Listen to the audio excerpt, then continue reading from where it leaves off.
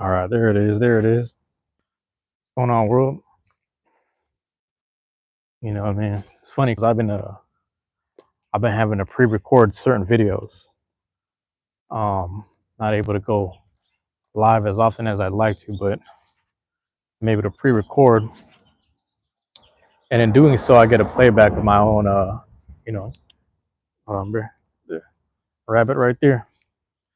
That rabbit season, man. We get that the pre-recording. It teaches me a little bit about my voice projection, whatnot, and the simple fact that another great thing is I have all these surrounding sounds that I hear during my recording. They sometimes they're so loud in my vicinity that it can be distracting and also annoying or whatever. You know what I mean? But with that being said, you know, I don't know, man. It's cool because the microphone picks up directly like what's nearby. So it's very rare that I'll have like a conversation close to close or face to face, close up with somebody, whatever. You know what I mean? It's very rare. But at the same time, um, how do I explain this? It's just good, man. It's just good. Like I realize I don't got to be too loud. There's moments where I had just completed something.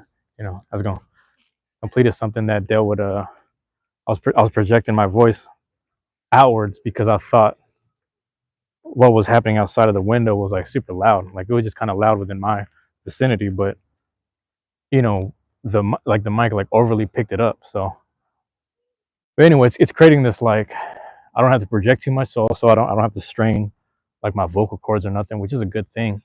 But at the same time, it's like I'm figuring out the balance of all this. Like I'm always on the go with all this stuff, but it sucks because I wish I can go on live more often with the Beyblade stuff. I actually had to pre-record some Dronzer Cup, some Beyblade tournament stuff at the house. Kind of defeated the purpose. When I first started it, when I first started doing the stuff, I was doing the live streams for the actual package opening. And then when I went from package opening and testing the blades to trying out my little tournament format. So it's interesting because now I have new, more multiple formats that I'm trying to test out. But I would love to go live, but it's just the connectivity at the house isn't that great. So here I am, just kind of staying, consistent with this. But I will say, it's interesting. I say all this to say, like, I have a job offer coming up. You know what I mean? Let's go. Got a job offer kind of coming up right now, so it's gonna take time away from everything that I'd want to do. You know what I mean? Everything that I like to do. And dang, I didn't even see that bird right there. But I'm gonna have to like mass record a whole bunch of stuff and probably like do a mass amount of like lives and things like that. So we'll see how this week kind of plays out. The lady who hit me up, it's interesting because my what do you call this? My availability date was on the 7th or something. I think it was the 7th. Whatever. It's on the 7th. So she hit me up and was like, "Can you interview on the 2nd?" I'm losing track of time. I didn't realize today was the 1st. Like, damn, she wants to meet on the 2nd for an interview. I'm not even like available, man. What's going on, Jackson? Jackson, what you talking about, bro? What you mean by that, man? You better relax, man. You gotta relax. You gotta relax, bro. I know what you mean by that. But I appreciate you dropping in. But no, I got hit with the job offer, so I'm like, honestly, more than likely, it's gonna work out. My resume and like my work ethic speaks for itself, and like I said, the actual, or excuse me, my most recent regional managers and super regional managers, whatever, they approved of like they let me know like, bro, we're cool with you leaving, but we're happy with you being honest for the reasons you're leaving. So everything's kind of working out. You know what I mean? Everything's kind of working out. It's like, but then it sucks because I'm like, damn, I'm taking time away from. I mean, I'm not hired yet, but I'm assuming I'm gonna be on board. My whole thing was I'm gonna take time away from all the stuff.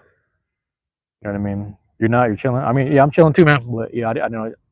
I'm just saying you gotta be clarified with that. I appreciate you though. I appreciate you being here, man. I was catching some shade before I walked down the hill. As a matter of fact, what time is it? Hold on. 3:35. Damn, nothing is closed. There's a little spot I want to go to, but they're closed. That's all right. I might hit the store for a snack or two, something funny, something like that. I thought about it because I think like last night or this morning I watched a YouTube short. This girl, she's in somebody's convenience store. She starts grabbing stuff, and she's like, "Where are the honey buns at? Where's all the snacks?" And I guess all the snacks were gone. And I felt that. I was like, "Damn, this is one corner store I go to. They had like two honey buns left," and I was like, "Whoa, gotta have these." You know what I'm saying? Shit, Anthony, you tell me, man. That's the shit you be doing. I don't know. I'm not on that. But hey, I appreciate you dropping in, leaving a comment nonetheless, man. Thank you for dropping in. Appreciate you being here. You know what I'm saying? I don't know about that goofy shit, but I appreciate you dropping in. Yeah. Yeah, man. I appreciate it. I appreciate it, Jackson. Jackson, I don't know if you know, but like that's what I was speaking on was I have some upcoming Beyblade recordings I got going on. I'm trying to get as much of them recorded as possible. I've been actually well, I don't know if pre-recording is the right word. I've been in real time recording like my friends at the Beyblade casual meets, and I'm putting the videos together. I edited them. I edited them. Excuse me.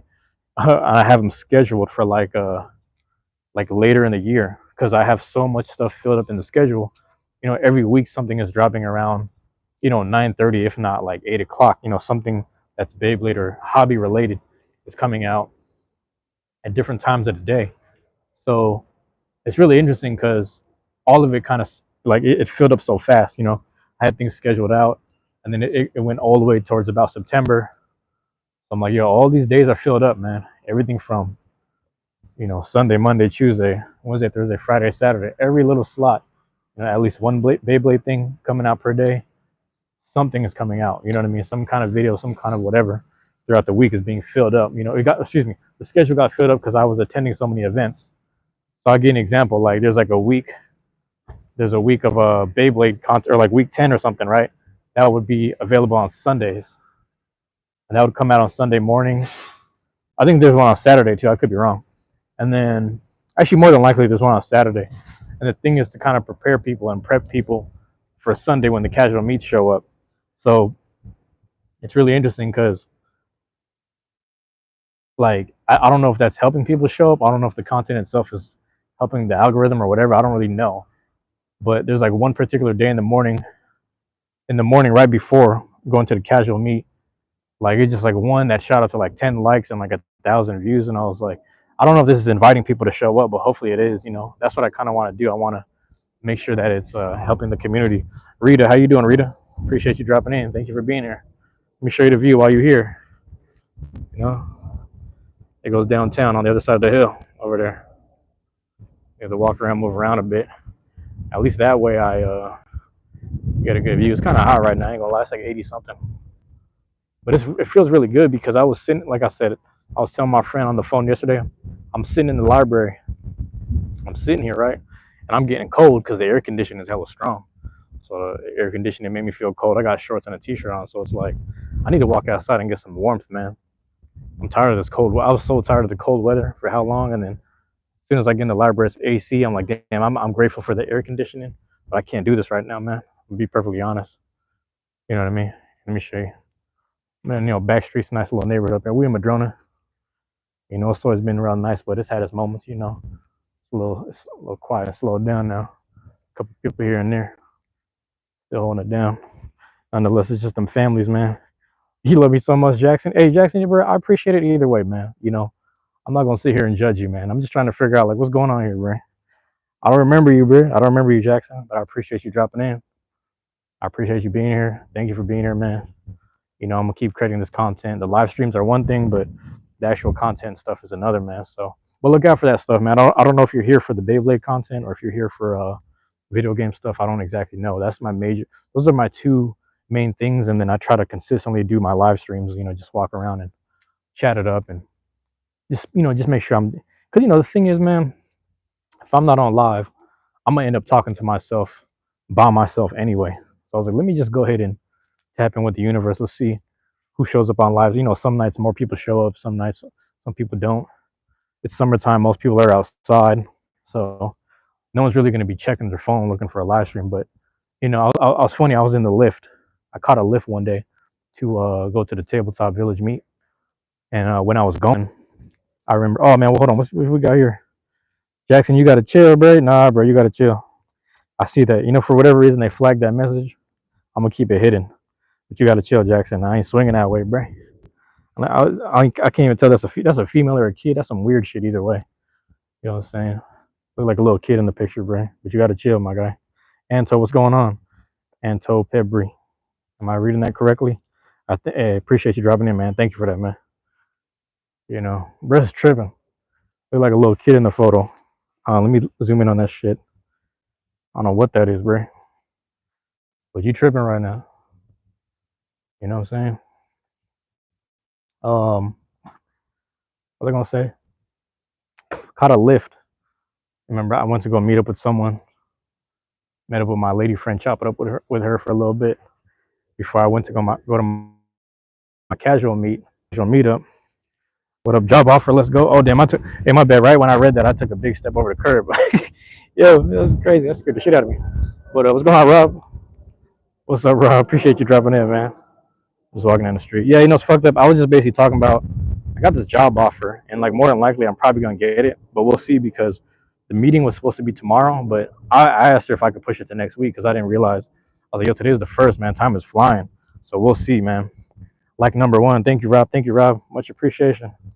You know what I mean? Yeah, it's really interesting. Oh no, that's what I was gonna say. This is a story I'm telling. I'm over here getting the lift. I'm about to go to the casual meetup on Sunday.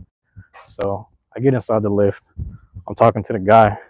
He's asking me something about my job or something. Like he's like, "You getting off work?" Because he had picked me up from a certain location, and I was like, "No, I just happened to make this my pickup location right here." He's like, "Oh, no, I just thought you worked here." I was like, "No, you're good. I'm actually in between jobs right now. I'm actually in between jobs. I'm not hired anywhere." And I was letting him know that. So he's okay. And then he said, "What do you do?" And I was like, right now I'm just doing YouTube. I'm trying to. You see, you getting paid off of this? I'm not getting paid yet. I'm not monetized, so I'm just trying to get there slowly. I'm working on it. So I'll start explaining to him all the logistical side of things or whatever. And he's like, "Okay, I understand. I understand." And then he was kind of asking me what the main focus and the motivation was. And I told him, I was like, honestly, it's interesting because when you think about the video space, there are kids and there's people that are just sitting there, like, bedroom hasn't gone. There are people that are like sitting there bedridden or they're like sick in the hospital. And the thing about that is like they can't really move around. So when you see me walk around, they're kind of living through me to a certain degree. They're like, this is what it's kind of like to, spend your days utilizing it, whether you're going to the library, going on live for the video game stuff, or whether you're just walking around through the neighborhood, like a nice little neighborhood like this. It's just chill for now, right? And then it's like, yeah, I'm just living. They're living through me. So I think about that sometimes, where it's like, I can't remember who it was, and I also don't know if it was fake, if they were a bot. But sometimes, you run across these kids that are like, oh, there was actually one dude who was telling me he's like in the hospital currently. He said he's gonna get out soon, but I'm just in the hospital, scrolling on lives, and I found yours, and I was like, that's pretty cool. So some people are just stuck in a hospital bed or whatever. Some people just can't really move around the way they like to, and therefore I'm like, well, why not share these moments where like I'm just walking through the neighborhood, speaking out loud, or just kicking it by myself, and share the moments with them. So that's how I feel with some of this, where it's like a lot of this time, a lot of times it's bigger than me, man. And another thing about it is I'm not gonna hold my tongue, not a funny thing, but it's just kind of interesting, you know what I mean? Yeah, make catchy titles like exploring, blah blah blah, something like that. I mean, even then, it's like I think a lot of it is just when I get on live, like I'm just surprised at the random people from around the world that hop in, because it's like it be just be these people, like I'll say for example, like in India or something, that just they wonder what it's like. Seattle's a very specific area. You know what I mean? It's West Coast. It's West Coast summers, but only in the summer, right? And then it's like Pacific Northwest coolness and like the cold, if you will. It's not really snowy, it's just overcast. So it's like they see and experience the city from, I don't want to say my point of view, but just me walking through it or even the area. So I think about that a lot. And it's just like, damn, ever since the moments, man, ever since the moments I see the whatever. But yeah, the job offer stuff, man, back to that, since you're talking about it, I will say it's kind of interesting because I just, it's, yeah, I need it's going to be nice to have the income again because I get to pay certain things off. And then after that, I get to just recoup my money a little bit. But then the other aspect about it is like it's taking time away from me doing and creating the things I want to do. So I'm trying to take as much time as possible to, do and create, if that makes sense. Just kind of stay consistently creating and stay consistently doing my thing. You know what I mean? Um, so it's tricky, man. So I had just finished a video this morning, uploaded that one, and then I just like, well, I can go home now, but let's run up the time a little bit before I get into that. You might go full time too. That's the other thing, man. I want part time, so I have my time. But then if I get the full time, I'm gonna sit there for maybe a couple months, recoup the money, and then just at some point I'm like, hey, I'm done. I met my little personal criteria, and I'm done, man. Go live at work if you can with catchy titles. I mean, you know what? See, I wonder if they'll let me. There's this one job I used to do where I was like a parking attendant. If honestly, I might have to message somebody. If I could land that job, I would do that again. Just sit in the parking booth and I'd go on live, bro. I'll go on live. You're gonna see me walk around sweeping the garage. Them motherfuckers gonna fire me, but it's whatever. If they gonna fire me, it'd be funny as hell. Yeah, a little coffee shop I want to go to. They're kind of closed right now, I think. Like they close around 3. Hold on. I see someone out there, but I ain't got time to check the map schedule. But yeah, buddy. Summertime, man. It's all warm, nice and warm right now. I'm gonna grab the honey bun myself. Grab the snacks myself, man. And get over there, man. Rob, you doing part time right now? It's interesting, man. I just prefer part time because I have time to myself, but I also don't spend that much money on things. I always spend my money on people. You know what I mean? I've always spent it like buying them baseball games or whatever for my dad and my brother to go to together. That's about it. Other than that, I was just like staying consistent with this now. Like I'm always finding new times to do this stuff, man. Or new you get what I'm trying to say. I'm mumbling a bit right now. This doggy daycare joint right here, this used to be the Facts newspaper. You know what I mean? I used to be Catfish Corner. Still got the little thing. Let me swap cameras real quick because I'm gonna go inside the store. Got me this honey bun. That's right, man. How's it going? Ain't even damn. All right, here we go. Got them honey buns right there. I forgot what I got last time. I think last time I got the Danish, bro. I used to get the ramen here too. I'm just not trying to do all that. I'm gonna just settle with this. Yeah. Go, man. Is it cool if I just use card? Is there a charge? Is it charged for card? Okay. It's a warehouse one, Rob. It's for the warehouse. I'm doing all right, man. I'm trying to, get some sunshine right now. It's good, right?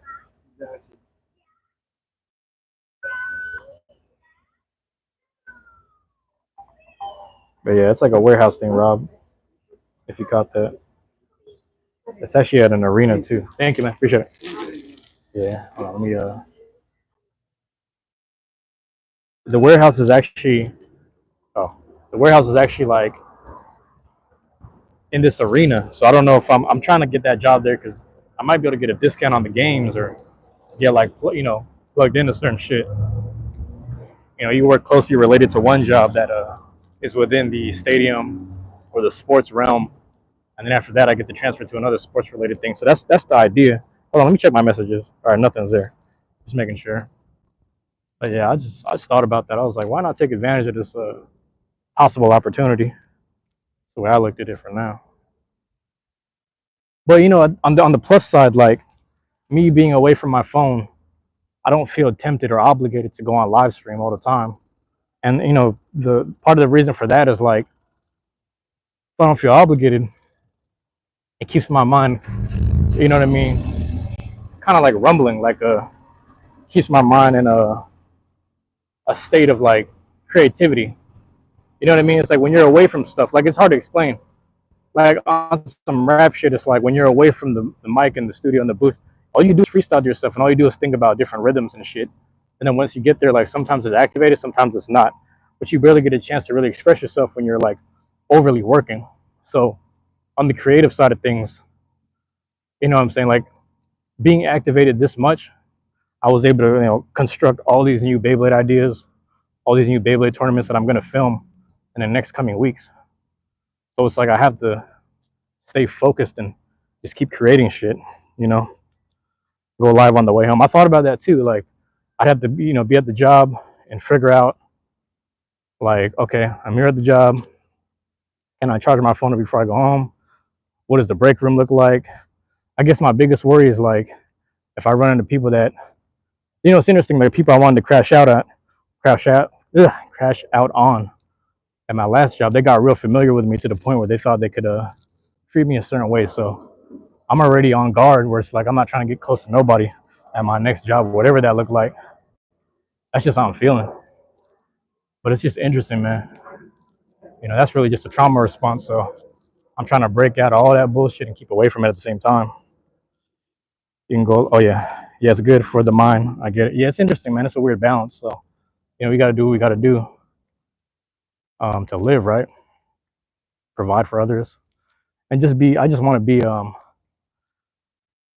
It's interesting. I've been doing pretty good for being unemployed, but I just in my mind I still feel like a liability to my dad. So I'm just being mindful of that shit. Like he's not even tripping, But I'm just like, bro, I just feel like a liability. The fact that I don't have no income, it just gets to me a little bit. But that's my own mental. You know what I mean? Um, it's funny. I was listening to that one song. I forgot what it was called already. Shit, I forgot what it was called, bro. It was like Juicy J and Project Pat, but it's like recent.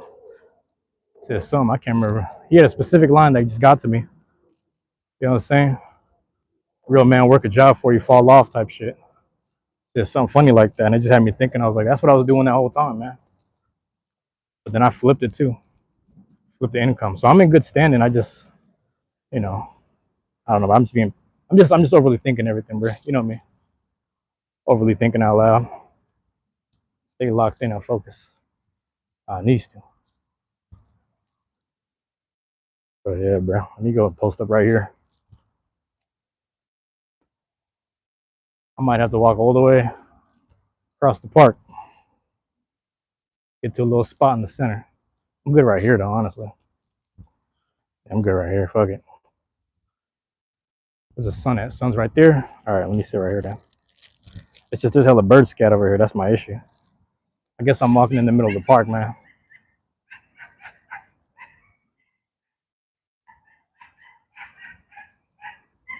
Yeah, this lady's dog is chasing a rabbit. Yo, let me see this shit, bro. Man, flip the damn camera. Shit crazy as hell.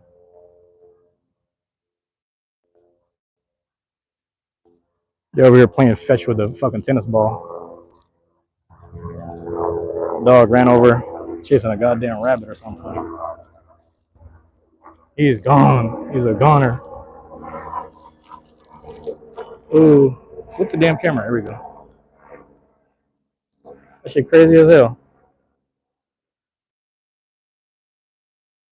He's at the top of the goddamn.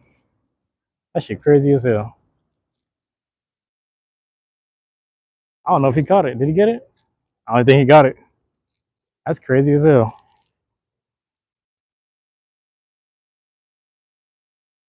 I just heard the dog barking and just chasing that thing down.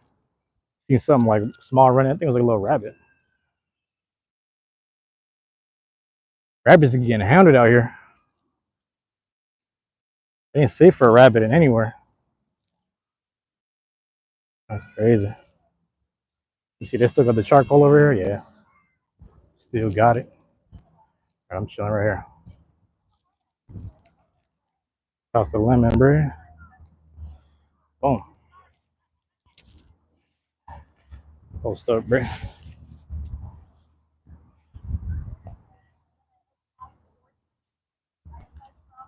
Sir. Look at this.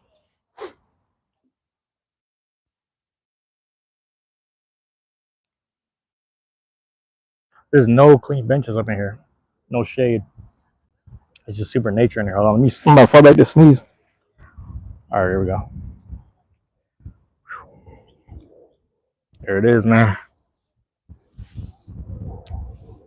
Got the sneeze on the verge right here. 1 second.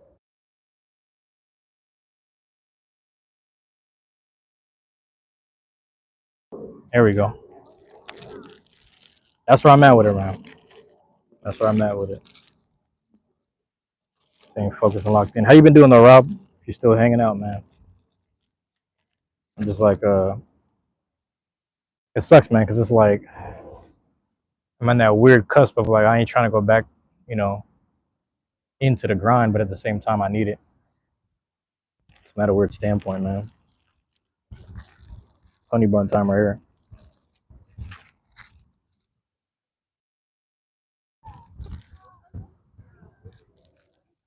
Yeah, man.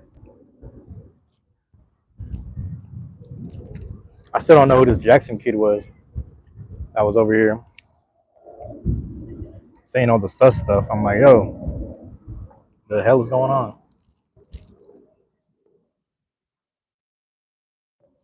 But nonetheless, man, I'm chilling.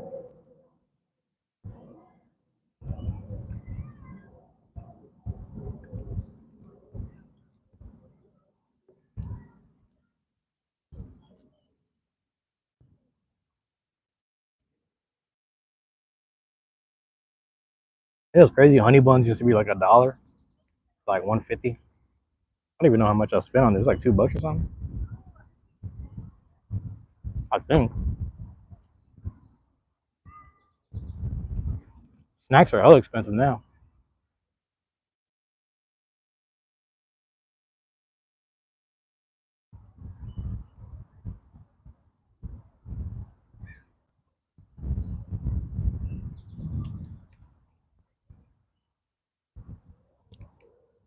Yeah, I had somebody, you know. Well, let me kill this real quick. I had a handful of people. I'm not trying to okay no sad behavior, but I'll say this much: I had a handful of people trying to hit me with some shit like, you know, I guess like I'm doing all right. I ain't got much to complain about. And I never said there was anything to complain about. But I will always say, if I'm going through something or feeling something, I'm gonna speak on it. You know what I mean, right or wrong, like whatever the emotions, whatever heightened emotions or whatever is happening at that moment, I'm gonna be honest about it. I'm not gonna lie. So with that being said, let me put this right here. With that being said, somebody was over here tripping like, "Oh, you doing all right? You be all right?" And I was like, "I know I am. Don't get me wrong, but I can't act like there's days I reflect and I'm like, yo, I got all this success on the horizon, on the verge right here, but the same people that I kind of wanted to enjoy with, they ain't around no more. So that's one thing I think about. That's one thing I contemplate. Like, where my people at? You know what I mean? But it's a conversation of whether or not they've turned their back on me or they just grown out of the conversations that I've had or they've had with me. I just respect it for what it is. But it's upsetting. I can't act like it's not upsetting, and I'm very vocal about that. I'm gonna be very human about it. I can't pretend nothing else, man. How's everything going, man? Everything's going all right, I guess, for the most part, man. I just bought a honey bun and I just killed it. 1 second, I'm about to blow my nose.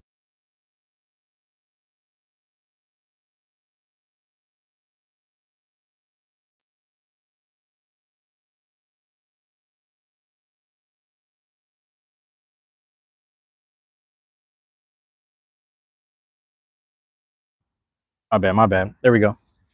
How are you doing, Hollow? How you doing, Hollow? Good to have you drop in. Yeah, I bought a honey bun at the corner, or I guess it is a corner store. It is on the corner. Um, I just killed it real quick. I was like, damn, I need this. Need to eat this honey bun. Got influenced because I seen was a YouTube short about it the other, was this morning? I forgot what day it was. I don't remember. But yeah, man, I'm doing all right. I'm basically just speaking about I don't know, man. You go through some emotional shit. I'll speak on it. I'm one of those. I'll just sit there and I'll tell you how I feel about right or wrong. I'll tell you how I feel about stuff. And it's funny because supposed emotional conversation isn't gonna get you nowhere. That's one of the sentiments that people always say, especially growing up, getting older, or being a man or whatever, right? People have this thing where it's like, yeah, you got to keep them emotions in check because that'll create some animosity or whatever between people. And I'm like, I mean, you can say that, but at the same time, expressing yourself is one thing. You know what I mean? My thing is expressing yourself so nothing is left under the table or under wraps. You know what I mean? Did we get everything off of our chest? And I'm like, if it comes off as more intense than it needs to be, you know what I mean? I'm gonna take a bit of responsibility. Don't get me wrong, but I also got to be mindful of, like, I understand that the recipients of me expressing myself at times can be sensitive as well. You know what I mean? It's a two-way street of sensitivity, right or wrong. But a lot of these conversations I've had with people have always happened behind closed doors or like on the side of actual public whatever. I don't think I've ever had no public altercations, not that I can remember. I've always kept shit behind closed doors or face to face with people, like on the side. Just like, hey, just address someone on the side for the most part. I think when I get on here, when you see me on the public YouTube live, whatever, just getting to expressing and getting to being honest, a lot of that gets misconstrued. Um, I can see how that gets problematic, but I'm also not tripping. It's like these conversations don't happen unless I have them conversations with people in the first place too. But I forgot the fucking point I was making. But yeah, it's an interesting thing, man. I'm taking it for what it is right now. I'm in a different time period where, as much this is what I've been trying to say, is like, as much as I'm trying to enjoy the summer, it's funny because the cycle of summer, when it comes around, I miss having them friends and people I can call and depend on for a fun time. I don't want to, as you can see when I get on live, I'm a very thoughtful and cerebral person at times. I don't need to be around other people that are just as thoughtful and cerebral. Sometimes I need the opposite to kind of balance me out, around like people that just know how to have fun. But it's also interesting because I've had people like that in my life, and their idea is peer pressuring me back into drinking. And I'm like, that's kind of interesting because they respected the fact that I stopped drinking, but then they're also trying to bring me back into it for their fun. And I'm also like, I can't really get mad. I've had friends where I've kind of pressured them into drinking because they didn't tell me that they were cold turkey. That's different. They kind of just told me they're taking a break, and I was like, yo, you want to just do one? Like, I've been in that position where I've kind of like peer pressured people more or less. So I understand the feeling and the sentiment, man. You know what I mean? I understand the what's the word I'm looking for? So that's what I'm saying, is when people put it or try to put me through it or whatever, I'm very mindful of, like, yo, I get it. I've been there before. I've tried to do it to other people, so I'm very mindful and cognizant of these type of things. I just, I don't know. You get what the fuck I'm trying to say. Losing my train of thought. My bad. You say you're doing all right. You're speaking literally the same way. Tend to speak my mind no matter what it is I'm feeling, but I do have to practice knowing how to do it. And that's the interesting thing, is like, I don't know what to say. Like, I think, let's say you have friends and family, right? If they know you well enough, or if they love you, they should understand that this is how it's going to come out from you. And then I guess the biggest part is, like, for both parties, as long as we're both listening. Does that make sense? Because there's moments where, like, I've seen my brother get emotional, but he's never been honest, like openly honest about, like, he just wants to be heard. He's never, like, because he also doesn't self-examine himself. He kind of just be talking shit and expressing himself. But me being the type of person I am, when he gets emotional, I'm just like, I just know he just want to be heard and noticed a little bit. Like, I get it, but he just don't know how to say it. As a dude, he doesn't know how to say it. But I'm just there for him. You know what I mean? I have a cousin the same way. She be tripping, and I'm just like, yo, you don't have to do this for attention. You don't have to start shit with people in public to get attention, and to think that, and to test whether your family members are going to ride and die for you. Like, you don't have to do that. You know what I mean? But what I'm saying is, like, I'm pointing out toxic traits and behaviors of certain people. What I'm saying is, you speak in your mind isn't toxic. Does that make sense? You speak in your mind. People should be able to understand, like, hey, man, he's just going to say things a certain way. So when you're worried about knowing how to do it, I don't think there's a right way to know how to do things, because I think our loved ones should be able to assess, like, hey, man, he's just going through something. But sometimes we might be on the same wavelength, where it's just like we seem to be the only empathetic people in these or not altercations. They're not always altercations, but these interactions, right? So you saying you want to know how to do it. I mean, I don't know, man. Like I think that's a very wise that's a wise way to look at it. But it's interesting because I think on the other hand, I think you deserve to have people that whenever you crash out emotionally, that they meet you halfway and just can console you. You know what I mean? Because there's a lot of times, man. That's like I'm even to this day, bro. And I'm just gonna use myself as an example. There's moments where I might crash out emotionally, and when I look back at it, like a month or like a year from that moment, I'm like, really, I was probably just like I was reliving this little kid moment, that kid that needed a hug kind of moment. You know what I'm saying? And I just needed that hug in person. You know what I'm saying? And it just I don't know if that makes sense. It's like if I'm just crashing out emotionally, like sometimes I look back a year and I'm like, bro, you was tripping really, but you're probably just that ungrown kid that just needed a hug in that moment. You know, that unrevisited little whatever that was going on. And I think we all kind of have those moments. I'm using myself as an example because I know that's my thing. Halfway is a lot for some. I know that's what's crazy, right? So that's what makes me understand. Like I've realized a lot that I've met people halfway, a lot, and I realized like that's kind of who I am within my family, where it's like whether it was my uncle tripping, my dad tripping at times, or I'm talking about older men, right? Like when they be tripping, I don't mind meeting you halfway, but damn, man, like I look back like damn, I don't know if I've had that. It's very rare that my own dad has even met me halfway at times, but he's more of a provider. He's not really like a nurturer, if that makes sense. I'm kind of in the middle. So I think I just recognize like who and what we are. You have to start driving though. Hey, no worries, Rob. I don't want to keep you from living a you gotta live your life too. Speaking your mind isn't toxic at all. Figuring out that wordplay and tone is very important as well. Yeah, yeah. It's interesting, man, because it's like and in Hollow, here's my thing, right? Um, this is why I think that we're on the same wavelength because it's like let's say everyone's crashing out on each other. You'll be in and out. Don't worry about it, man. I appreciate it, Rob. Um, um, it's weird because like how many people have done that for you is what I'm trying to say. You know what I mean? If you can fairly say that people have done that for you, you know what I mean? Have actually checked their tone and their choice of words when being emotional and honest with you.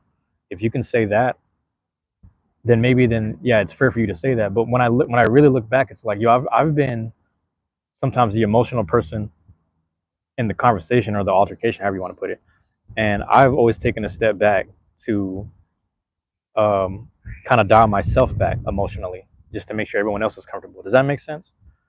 But when it's my turn to crash out and kind of express myself, all of a sudden I need to calm the fuck down. Like it's just like, bro, but that's what I'm saying. I started to reflect on stuff like that. And I'm like, yo, I've been dialing, myself back just to be the calm person within this interaction here.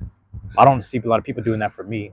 And that's when I started realizing as I got older, I was like, yo, I'm not gonna sit there and pretend like I'm the best voice of reason, but I've held a lot of space and patience for people. And I think all I'm trying to say, bro, is like I don't want you to extend yourself. I don't want you to be the only one trying when you're trying to like advocate and have peace between people. You know what I mean? Even within yourself. So that's what I'm trying to say.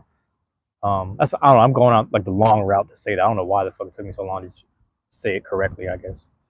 Hopefully, what I'm saying is making sense though, man. But that's just kind of where my mind is at. Is like I am feeling a lot like I don't know what the word is like underappreciated. I guess is one word, but then like un unexamined or whatever. I don't know. But that's why it's fucked up because when I had my job, I was able to go to therapy place like every 2 weeks, and when I lost it, I had to tell them like, hey man, I gotta come in every month. And I like having a place to check in because sometimes when you're talking stuff with family and friends, there's one end where like they'll always have your back, but then I'm also like I kind of need a neutral perspective, and then there's another end where they're almost not as supportive as you'd like them to be. So then you almost need someone who's this is their job is to kind of be supportive and hear you out, and also make you listen to yourself, play back. Not that they're recording you, but play back you listening to yourself or whatever. So it's really interesting. I had one. I think I had like one or two therapists that I remember they sat there and recorded, and they said it was part of their school stuff, and I was like, I was okay with it, but I was thinking like, man, I wonder if they're replaying this shit for like, I don't, sometimes my self conscious are like, what if they replayed this shit to like laugh or like I don't fucking like I wouldn't know. Like you just don't know. But I just was like, whatever, man. I'll let it happen. It does, and it's been exactly like that for me as well. When I get upset or crash out, I do have to look back at myself and wonder where those emotions come from. Yeah, my thing is like, let's say people crash out and they're being emotional, but opening themselves up to you. You know, I mean, I don't know you that well, but I'm just assuming you come across as a person that'll hold the space for them and have the patience for them. But I guess my biggest question is, do you think you've been reciprocated? Do you think other people have done that for you when you've crashed out emotionally? You know what I mean? Because like in my own defense, I don't think I have. But on the other side, I will say my my emotional shit. Like in the family, I'm probably like the worst tempered person. I ain't gonna lie. So it might be a lot for people to try to like meet me. So like that's why I empathize. Like, oh, I get it, man. Like I'm a lot to deal with when I'm tripping. But I don't know. I think about that sometimes, man. Where it's like the older I get, I don't. It's kind of funny. Like the older I get, I thought I'd get calmer, but I'm just like still tripping emotionally and like verbally about everything. You know what I mean? I'm still really like I could look at the state of the world or like politics or whatever. Like not that I have a stance on anything, whatever, but I just see the stupidity and stuff, and I'd be thinking about these. You know, I don't know. I just I'd be ready to crash out on time. Like I thought I would calm down the older I got, but it's just like I take that same motivate or that same fire and energy and just turn it into like motivation to I guess try to stay positive or just stay creating content or whatever. It's not easy because it feels like there's still unaddressed stuff. That's why I kind of hate that my therapy sessions have only been like 1 month now or every month because I was making some. Actually, I will say this is what I like about the sessions being every month. It gives me pretty much 4 weeks to really process. Um, does that make sense? Because I think that when I used to go there weekly, I was pretty much reliant on it. I was relying on meeting up every week, and I wouldn't have moments to really just live my life. And then when I went for 2 weeks, that opened up the door to like, hey, you have like about 8 to 10 days to really just live your life in between sessions, and then really compress, decompress, and then kind of speak again. But that was like a good balance of like live life, you know what I mean, and have a place to kind of decompress.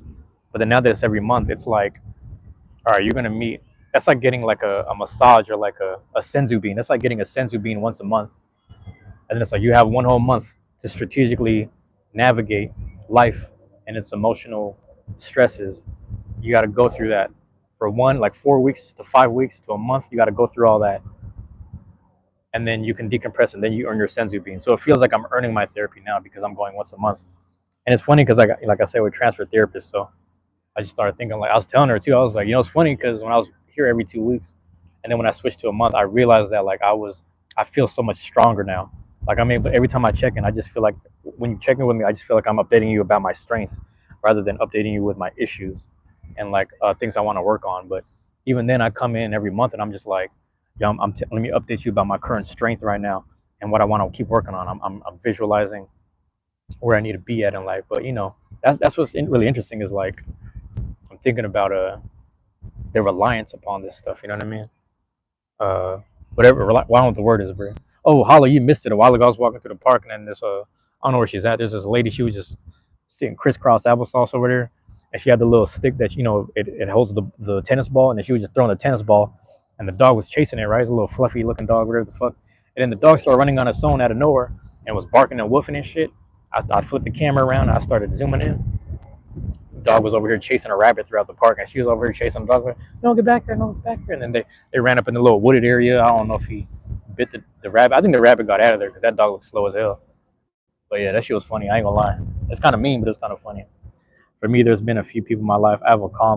My bad. I was a calm kid growing up, but having unresolved issues did come out later on in your adult life. Yeah, that's really interesting, man. It's really interesting because not saying this about you, but I will say this about a couple people who have entered the Beyblade space locally and around where we're at. It's like I was in the car with Neo and Luffy. Luffy was driving. Neo was shotgunning and talking to us. Well, they're both talking to us, but my guy Neo was like, "There's a dude." I'm gonna shout him out. Shout out to my guy Caboose, man. That's still my guy. He's just tripping. These motherfuckers just tripping. But it's like he's a normal person. He's fucking normal, right? Like he's chilling with us. He's like maybe a couple years younger than me or something or older. I can't. He's around my age. I'm 32, but he's around my age. This dude, he'd be chilling 1 second, right? And then the moment the tournament keeps on going, he starts losing. And the more he keeps on losing, the more he loses to a kid younger than him. He just starts getting like, I don't want to say competitive, but he just starts like getting hella negative, bro. Like he's one of the most negative people ever, bro. Like it's kind of sad. I don't know. And it was so bad that he was being sad and mad in the corner, and then he was being consoled by like one of the 12-year-olds. Shout out to Dylan. And that's when I kind of drew the line with him. I was like, bro, you tripping on a kid's game right now. But again, that's him with like, back to kind of what you're kind of mentioning. That's why I don't think you're that. I'm just I'm no therapist. I'm no therapist. Don't listen to me. But I just feel like you're not as bad as people like him, where like his unresolved issues come out at a kid event, which is crazy. You know what I mean? It's like, bro, there's like kids and families here. There's like people here with their dad, and you're over here making the tournament about you because you're winning and losing. It's like that's kind of crazy to me. I don't know how I feel about that.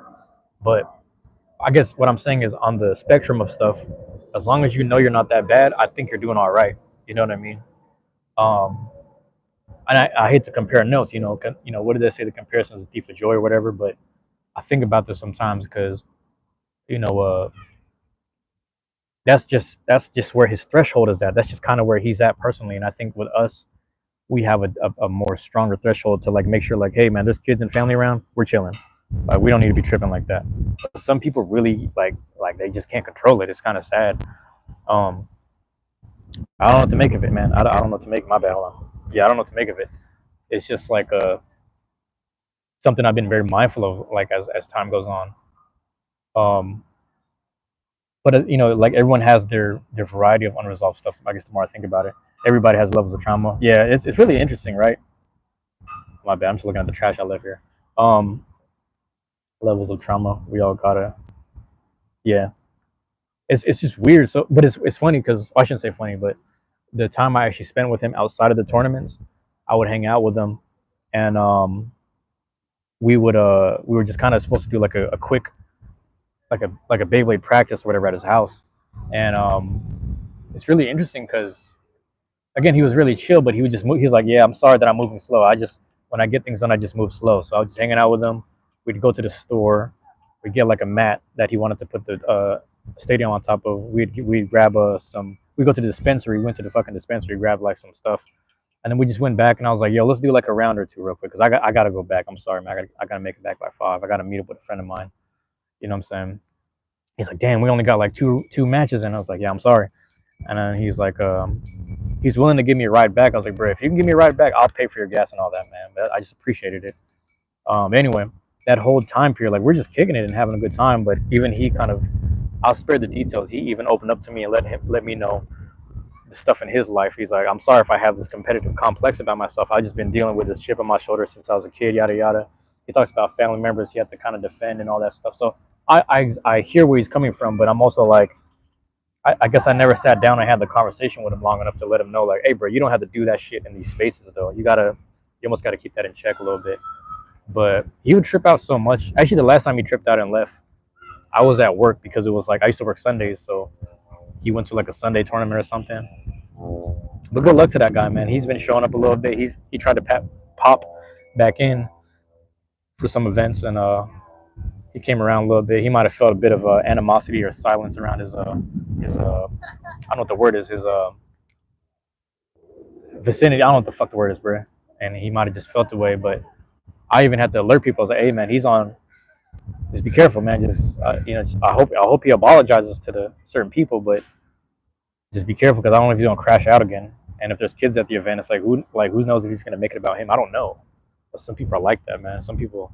Anyway, I say what I have to say. I don't think you and I have it that bad, Hollow. I don't think you and I are like on that level of I don't care who's around me. I'll really trip out. Like I don't think I've been there in a long time. You know what I mean? It's been a minute since I've been there. I think last time I was there, I was probably like a teenager or something. I feel that and good on. Yeah, it's interesting. There was like I think like 2 people specifically I warned, and then like I guess they kind of like congregated with some other people that were on edge. Like, hey, we just got to be mindful of this person in the community right now. But I'm like that. I'm very open and honest about that. I have nothing to hide about it because that's in my mind. If I see him in person, I'm not gonna not embrace him. That's still my friend. I just don't deal with him. You know what I mean? When he messages us on the little group message, it's just like I don't even respond to that shit. I'm like, bro, I'm gonna check your temperature in person when I see you. If you come around and you say hi, but other than that, I'm like, I think one of the last things he said to me in the group message, he was like, he said something like, James, I'm sorry that I was being such a you know, like a downer and like a drag during the tournament, man. I was just going through my emotional stuff, and I was like, I didn't even respond. I was like, man, you trip, like, I don't know, he was kind of tripping. But each time he came around, he just didn't get better, and I was like, yeah, he's got some stuff he needs to work on before you come back into space. And you know, it's kind of funny. I shouldn't say. I gotta stop saying funny. Something that's kind of crazy is one of my another friend in the blading space, man. She or I don't know what they. I'm gonna just say they. Gotta love the homie from a distance. Yeah, and I from a distance, respectfully. That's what's crazy. And one of the people, I'm gonna just say they're like a they them. I don't really know. They're kind of androgynous. I didn't know what the fuck they were, but I think they're also friends with Caboose too. But I think they go by him or some shit. He or him. I never knew if they were a female or not. They just might be looking androgynous in a certain way type shit. I don't fucking know. But they apparently they go through a certain type of lifestyle. You know, I'm not gonna say their name because they're going through a lot of shit right now. They're going through a certain lifestyle where they're just around certain friends that are toxic and family members that are just as bad. So it got to a point where this individual blader, they got into a fight with their friends that they were living with, and you know, they needed a place to live, and the place that they were living at, these people just crashed out on them, assaulted them. Them people ended up going to like prison or jail, wherever the fuck, and then they ended up not having a place to stay because the people who assaulted them is the people they were living, the roof that they were living under. So anyway, fast forward, they had some of their belongings. They either had to sell it or donate it, like some of their Beyblades. So they were just out of luck and just out of the mix for a while. And it's kind of fucked up because it's like they were just living at a homeless shelters for a while, and they had asked to come out to one of the events. You know, I'm just kind of paraphrasing a lot of. So they wanted to come out to one of the events, and this is when they started implementing the new rules in the events. And I agree with this rule. I'll agree with this rule. It's a lot of times we're in library spaces or like pre-reserved library spaces that are not necessarily airtight, but like there's not much ventilation sometimes. So because of that, if we have like 24, 30 participants, including their loved ones, if not other family members or something, you have at least 40 to 50 people in the room sometimes.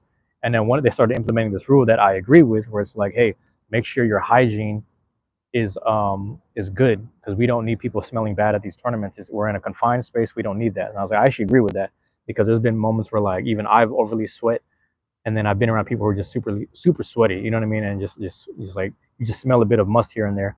But it's like if everyone does their part, at least there's like at least one musty person out of 30, compared to like half of us are just like sweaty as fuck. You know what I mean? I.e., sweaty bladers, no pun intended. But you know, it's interesting because that they were, I guess they were a part of the scene for a long time, and they had asked some of the main people like, hey, why can't I come to this? It's like if I have time to, I'm living out of a homeless shelter. If I have time to really wash up, and if I have time to wash up and go there, is that okay? Like, it's like, well, if you're living at a homeless shelter, maybe you need to get that situated first before you show up to these events. And like it was a fair assessment on both sides, where it's like I don't want to be shunned from this community. Like you know, this is the said blader. I actually have footage of them. It's on my YouTube, but it's like I want to show up and be around the blade community, but I feel like I'm being shunned because I don't have proper showering around me right now. I don't have proper hygiene around me. I'm in between housing situations, which is fucked up. It's out of their control because of the situation of assault and all this other, you know, all that shit. And then the other side of it was like, hey, but I understand that's your situation, but maybe you need to make sure that that is situated before you come out and enjoy yourself. Because, you know, it's like some, you know, I got friends right now who want to sit there and party and get drunk and drinking all the time, but then it's like you owe this much months of rent. You know what I'm saying? Like I got a friend right now that loves to go out and party every Friday, if not every other night. She loves to get drunk and all this shit. It's still my friend, but like I said, when I see her, I see her. But I gotta, you know, I love her from a distance because she was always asking me for money to help pay off certain stuff. And I was just like, you know what, man? I've helped her before. She hasn't paid me back each time, and I can't even respond anymore. It's just one of them situations where it's like you're backed up on rent, you have a fucked up living situation right now too, and you spend time every weekend trying to get drunk. So like the money you could be spending to get drunk, you could also, you know, not have to ask me for that money, if that makes sense. I'm just saying this in retrospect, but it's an interesting thing where it's like I don't, you know, let me read this before I miss it. They be smelling like armpits so bad sometimes. That's what's crazy, man. And like I've even made it a thing where like I've kind of went out my way to like, because I grow hair fast sometimes. I'll shave it off just so I have less funk, if that makes sense. You know what I mean? So shave it off so I have less funk building up. And just be mindful of my own personal hygiene. Make sure I shower before tournaments, etc. That's just me. You agree with the rule? It still blows my mind sometimes that it was even made. The fact that it had to be made is how bad it got. It kind of got. You get to see both. You get both sides. I'm with you too, Rob. What's going on, Eternal? I appreciate you dropping in, man. Thank you for being here. I'm just chopping up about life. Actually, the whole conversation went different types of places, but yeah, there's something to be said about like I say all that to say I've constantly met people who didn't necessarily get their priorities straight. They still wanted to enjoy Beyblade, or they still wanted to enjoy going to the bar and drinking with their friends and having a good time, but they weren't quite situating their whatever their housing or whatever it was. You know what I mean? And I've never been in a position where I'm sitting there paying my own rent and living on my own. I can't really speak on it. I've never sat there and had roommates. I've always been under family's roof, so I'm not one to judge, but I just look at it from both perspectives. Where it's really interesting that a lot of people will not, they just won't get their priorities straight. But you have to understand at the same time, this is where I look at it on another side of the fence, where it's like when you're really sitting there living independently, you know what I'm saying? Like when you're sitting there, like when you're living like independently, right? This is me empathizing because I never have. People who are living independently, they need those moments to enjoy themselves. So that's why you get like, shout out to my guy Caboose, where like the only way he can really enjoy life is like outside of his job. He gets to go to a Beyblade tournament, and then when it's not working out for him at the Beyblade tournament, he gets so flustered and emotional. But it's like you got to check that in a little bit, man, before you know what I mean. Like, yes, you need this because your 9 to 5 is killing your spirit, and this is helping your spirit. But you got to understand, like, your competitive spirit cannot, you know what I mean, spill over and sully everyone's day. Same thing with my friend who's like home. I'm at the message. Let me message this motherfucker, man. Let's see how they're doing. I need to check on them because last time I talked to them, they were in a shelter like October, November or some shit. And I'm gonna see how they're doing. But they got to situate their housing situation before they can come out and enjoy the hobby again too. And it's upsetting that it is that way. You know, a lot of people live that way. And my same friend who wants to go out and drink and party, just like, yo, you asking me for money that you could have had if you didn't spend it on those drinks, if you didn't spend it on like the little things that you were doing, buying everyone else drinks as well. That those people break your heart. They treat you a certain way. You know what I'm saying? So it's really interesting. Um, but I say all that to say, like, it, it's like, oh my bad. Let me catch up on chat because I'm missing shit. Real life. Oh my bad. I like real life streams. They're fire. I appreciate that, man. Hey, you know what's cool too? Like, I'm just happy that like we got sunshine because I'm in a really good what's the word I'm looking for? My spirit's in a better place. You know what I mean? Like all this damn overcast was just killing me a little bit. And like ever since the sun came back out, I was like, I'm walking outside, like I'm trying to enjoy summer and grab me a damn quesadilla in a jarrito. You know the jarritos over there, bro? They ran out of pineapple. They only had tamarind left. I was like, fuck that. I'm gonna just settle with a Sprite for now. So I grabbed one of those. But matter of fact, I might walk over there and do that. ET Talk. Oh yeah, we need interviews. That's the same for lots in life. Many don't have priorities straight. It's interesting though because that's everyone on the other side. I empathize the other side of it because everyone needs an escapism. What's going on, Chief? Chief Bongo in the building. That's the other side of it. Is like that's why I respect people who are like living independently, or they're even parents who are taking care of stuff because they do need that escapism at times. There's people that show up in the Beyblade space. Jarrito Lime is the one. That's your one right there. I feel that. That's a good one actually.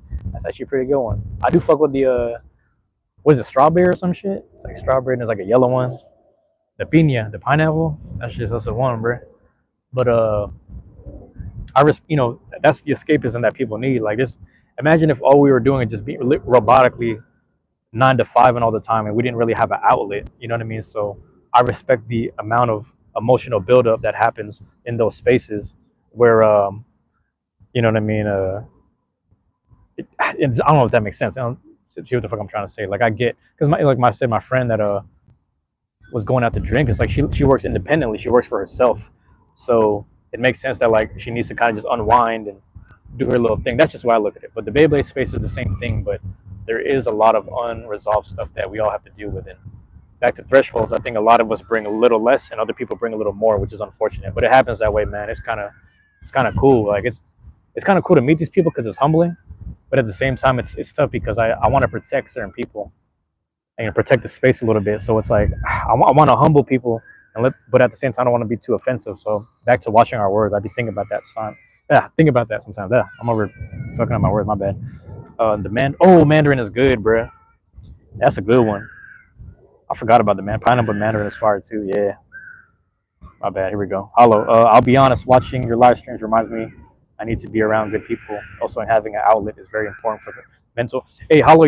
I really appreciate you reminding me about that too, because I think that is why I like excuse me showing up to these Beyblade spaces, especially the ones on Sundays. On Sundays we have a casual meetup at Tabletop Village, but the Tabletop Village is mainly a Pokemon card shop. It started out as that, and then it just kept expanding into Grand Archive, One Piece, you name it. And then they start selling all different types of cards. I think they got Digimon cards there. I could be wrong. You know what I'm saying? But it's a card shop primarily. And then on Sundays, it's like, hey, it's family day.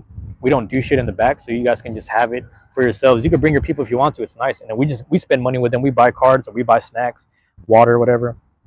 But I forget, like, oh yeah, that Sunday is like, it's a blessed space, low key. It's really positive. Like, I'm happy you brought this up, because that's what gravitates me towards it, man. There's little kids that come in and out the space, bro. Like, I'm so used to, like I said, I go to the neighborhood library here. I walk down the street. I walk near my house in my own neighborhood, my own back streets, right? I got parents and little kids looking at me like I don't belong there, and I've been living here my whole life. I'm 32 years old. I've been born and raised in the same zip code my whole life, but people will look at me like I don't belong here. That's the thing with gentrification, right? But then, like I said, people come into this tabletop village space, card space is very peaceful, very all about fun. And then these kids treat me like I'm not like you know what I'm saying? They treat me like I'm just in here having fun with everyone and just kind of mediating between children or whatever, and just like children and adults or whatever. And like they don't treat me like a fucking criminal or whatever. They don't treat me like they don't profile me basically in there. And it's like when I'm in there, I'm like, bro, I like being in this space, man. I like being around this community, because even though it feels like, oh, I'm being unproductive, at least I'm filming things and then documenting the times. But on top of it, like, these people like make me feel good about myself. Where it's like, yo, these people didn't prejudge me or whatever. They didn't walk down the street like, you got these like kids with these like really like white kind of, I'm not trying to talk shit, but it's like these white parents that bring their kids into the fucking library, and like they the kids stare at you a certain way, and then whatever, they all stare at you a certain way, and I'm just sitting here playing a fucking video game or just like typing up shit for my YouTube. That's all I'm doing. But I'm just here minding my fucking business, and they're acting like I don't belong there. I'm like, I'm not gonna switch seats if you're uncomfortable, but why should I have to? You know what I mean? It's kind of weird, but it's funny because like I never really got those conversations with them. However, I just got done talking to my guy Daniel. My guy Daniel runs a Madrona Market convenience store up there that I always go get my coffee at and my snacks and whatever. Daniel's Eritrean. He's from Eritrea. He's Eritrean, right? And these white people, he said, you don't know how many times white people in this neighborhood confess to me, "Oh, you're one of the coolest black people I ever met." And he starts talking to him more and more, and he's like, "That's crazy that some of these white people will sit there and play basketball and football their whole lives with black teammates, and then out of nowhere, you have you finally meet a cool black person." Like, you know what I'm saying? Like, it's weird shit like that, and it's just like, that helps me realize, like, yeah, I forget this is kind of the back street neighborhood that I live in now, and that's literally around the corner is where the Black Panthers second chapter got started. Black Panther Party was right there, so that's why it's fucking crazy to me. But yeah, my bad. I'm misreading all this. Yep. The earth is my home, yo. I bring good tidings. Yeah, that's what I'm saying, man. It's like, it's just weird that but I find me and Hollow were kind of speaking about this recently, where it's like, I'm okay. I know within myself I'm bringing good positive energy into places, but the older I get, I'm realizing, oh, I should go places where I'm also reciprocated, or people do the same for me. And that's what I'm figuring out with Beyblade community and stuff. It's like, oh, yo, people in them spaces, they make me feel how I've been making people feel this whole time. I make them feel good or whatever. You know what I'm saying? Pause on all that. You get what I'm trying to say. The beard looks suspect. Yo, one time it wasn't this long, but I had a long beard, sort of like a little shorter. I went when I was taking a trip to the Philippines, and I remember me and my tattoo artist, shout out to Kabug, we were in the TSA line. They pulled us to the side. They swabbed our hands. They like did all this weird patchy shit on our beard just to get some, like, I don't know what they're looking for, like bomb powder, bomb juice, or whatever the fuck. Some weird shit. Same for me. I always get looks. It's weird, right? And it shouldn't be that way, but like, I'm okay living with it, because like I said, I know when I get to talking with people, I'm gonna just tell you the positive. I'm gonna be honest with you. I'm gonna give you the real. And if you still can't get over if they still can't get over their own racism, whatever, that just kind of lets me know, like, all right, you're just dealing with some shit that has nothing to do with me, but you're projecting it on me, and that's not my problem. But it I also try to avoid spaces like that now where I have to sit there and explain myself. Any place where I have to explain myself, you know what I'm saying? I'll be like, black and brown people, we do it to each other, my guy. Like in my own neighborhood, motherfuckers sit there and confront me. Like I grew up with you my whole life, but it's like I have to keep confirming with you that I ain't from a certain set or I ain't from a certain gang. I gotta keep confirming with you. I gotta keep confirming with you that I don't run with so and so. I don't hang out with so and so. I'm just me. I'm just Dolo. Like you see me on live. I'm always by myself. Like I'm just by myself all the time. But I have to always confirm that with people. That's what kind of sucks. But that's on both sides of the fences. That's what kind of sucks. But it is what it is. I guess I wouldn't have it any other way. But a judgment-free zone is the best zone. Trust me, as a black man, I understand that. Yeah, and I think that's why it's easy to have that conversation with you guys because it's like, I say that too. Where it's like even in my own, I say this all the time, man. Like growing up, I've I grew up with a dad who went to jail like once or twice, and he told me he was like, yeah, you stay your ass out of trouble. You don't do that shit. Um, I'm like, all right. So then I just internalized, you don't do that shit. You stay out of trouble. My brother, he never been to jail, but he's just like, yeah, man, the streets is some bullshit. I'm telling you, as someone who's 5 years older than you, just stay away from that shit. All my uncles, all my cousins, like, yo, this is all some bullshit. Like, if you gotta defend yourself, hold your own, hold your own. Just, So I've always been on a very like righteous kind of mindset where it's like, hey, man, I'm not gonna sit there and offend people. I'm gonna try my best not to offend people, but if I have to fight, it's because I was provoked and I have to defend myself. That's about it. I try to keep it like that as much as possible. But it's interesting because even as much as I've done that, my own friends and even people from my neighborhood, and I'm from a majority black neighborhood, Central District. You can look that up. It's interesting because them same people were treating me like I was a fucking criminal ever since I was a preteen type shit. The motherfuckers was not letting me in the house. Like I would knock and ask, like, hey, was so and so home? I just want to see if they can come out or if I can talk to them. And then they would just keep me outside, which is fair. You keep me outside, but then when I'm constantly being treated like a criminal and I can hear on the other side of the window, they're like, hey, we don't know him, don't trust him and all that. Fair. I'm not here to prove myself, but the fact that like there's people that constantly do it. I had a friend, actually he lives like 2 blocks this way, west from this park right here. His dad, his house would get robbed so much, bruh. Bro, his house get robbed so much that like me being the first positive person in his son's life, because you got to think this dad used to take in kids. This dad used to take in kids, let them live in his house, and then let him train martial arts with them. And them same kids would get real familiar with the house, and then they call people in to rob the house. So same thing. I had another friend. He lives kind of down this way. He's like he grew up like they both grew up pretty middle class, and like their house, they allowed certain kids to like, hey man, this kid is like homeless right now. Let's let this kid live with us. Kid lives with them for a while. Maybe a couple months down the line, they start getting befriending the people down the street. The people down the street start convincing them like, oh, you live up in the nice house, huh? Let us rob that joint. They start robbing that joint at night and shit. And then every time I come around, again, like I said, I try to conduct myself righteously and positively because they're so the parents are so used to that trauma, they start treating me a certain way, which is fair. I get it, but I'm like, yo, this is crazy because it's like I've sat here and proven time to time every time I come around, like every time I'm with your son, I make sure he gets home before I walk home. I make sure I walk with him to the bus stop and make sure he gets home. I make sure I walk him to his house and his steps before I start walking home. My friend lives all the way over here. I gotta walk damn near eight to 12 blocks just to get back to my house. I make sure he goes home before I get to home, and I'm walking by myself to go home. So I'm always one of them kids, and it's just like it's funny when that shit keeps on going. Them same friends don't vouch for you in front of their parents, and I'm like, it is what it is, bro. It is what it is. I'll take it for whatever, but it's like that sometimes, man.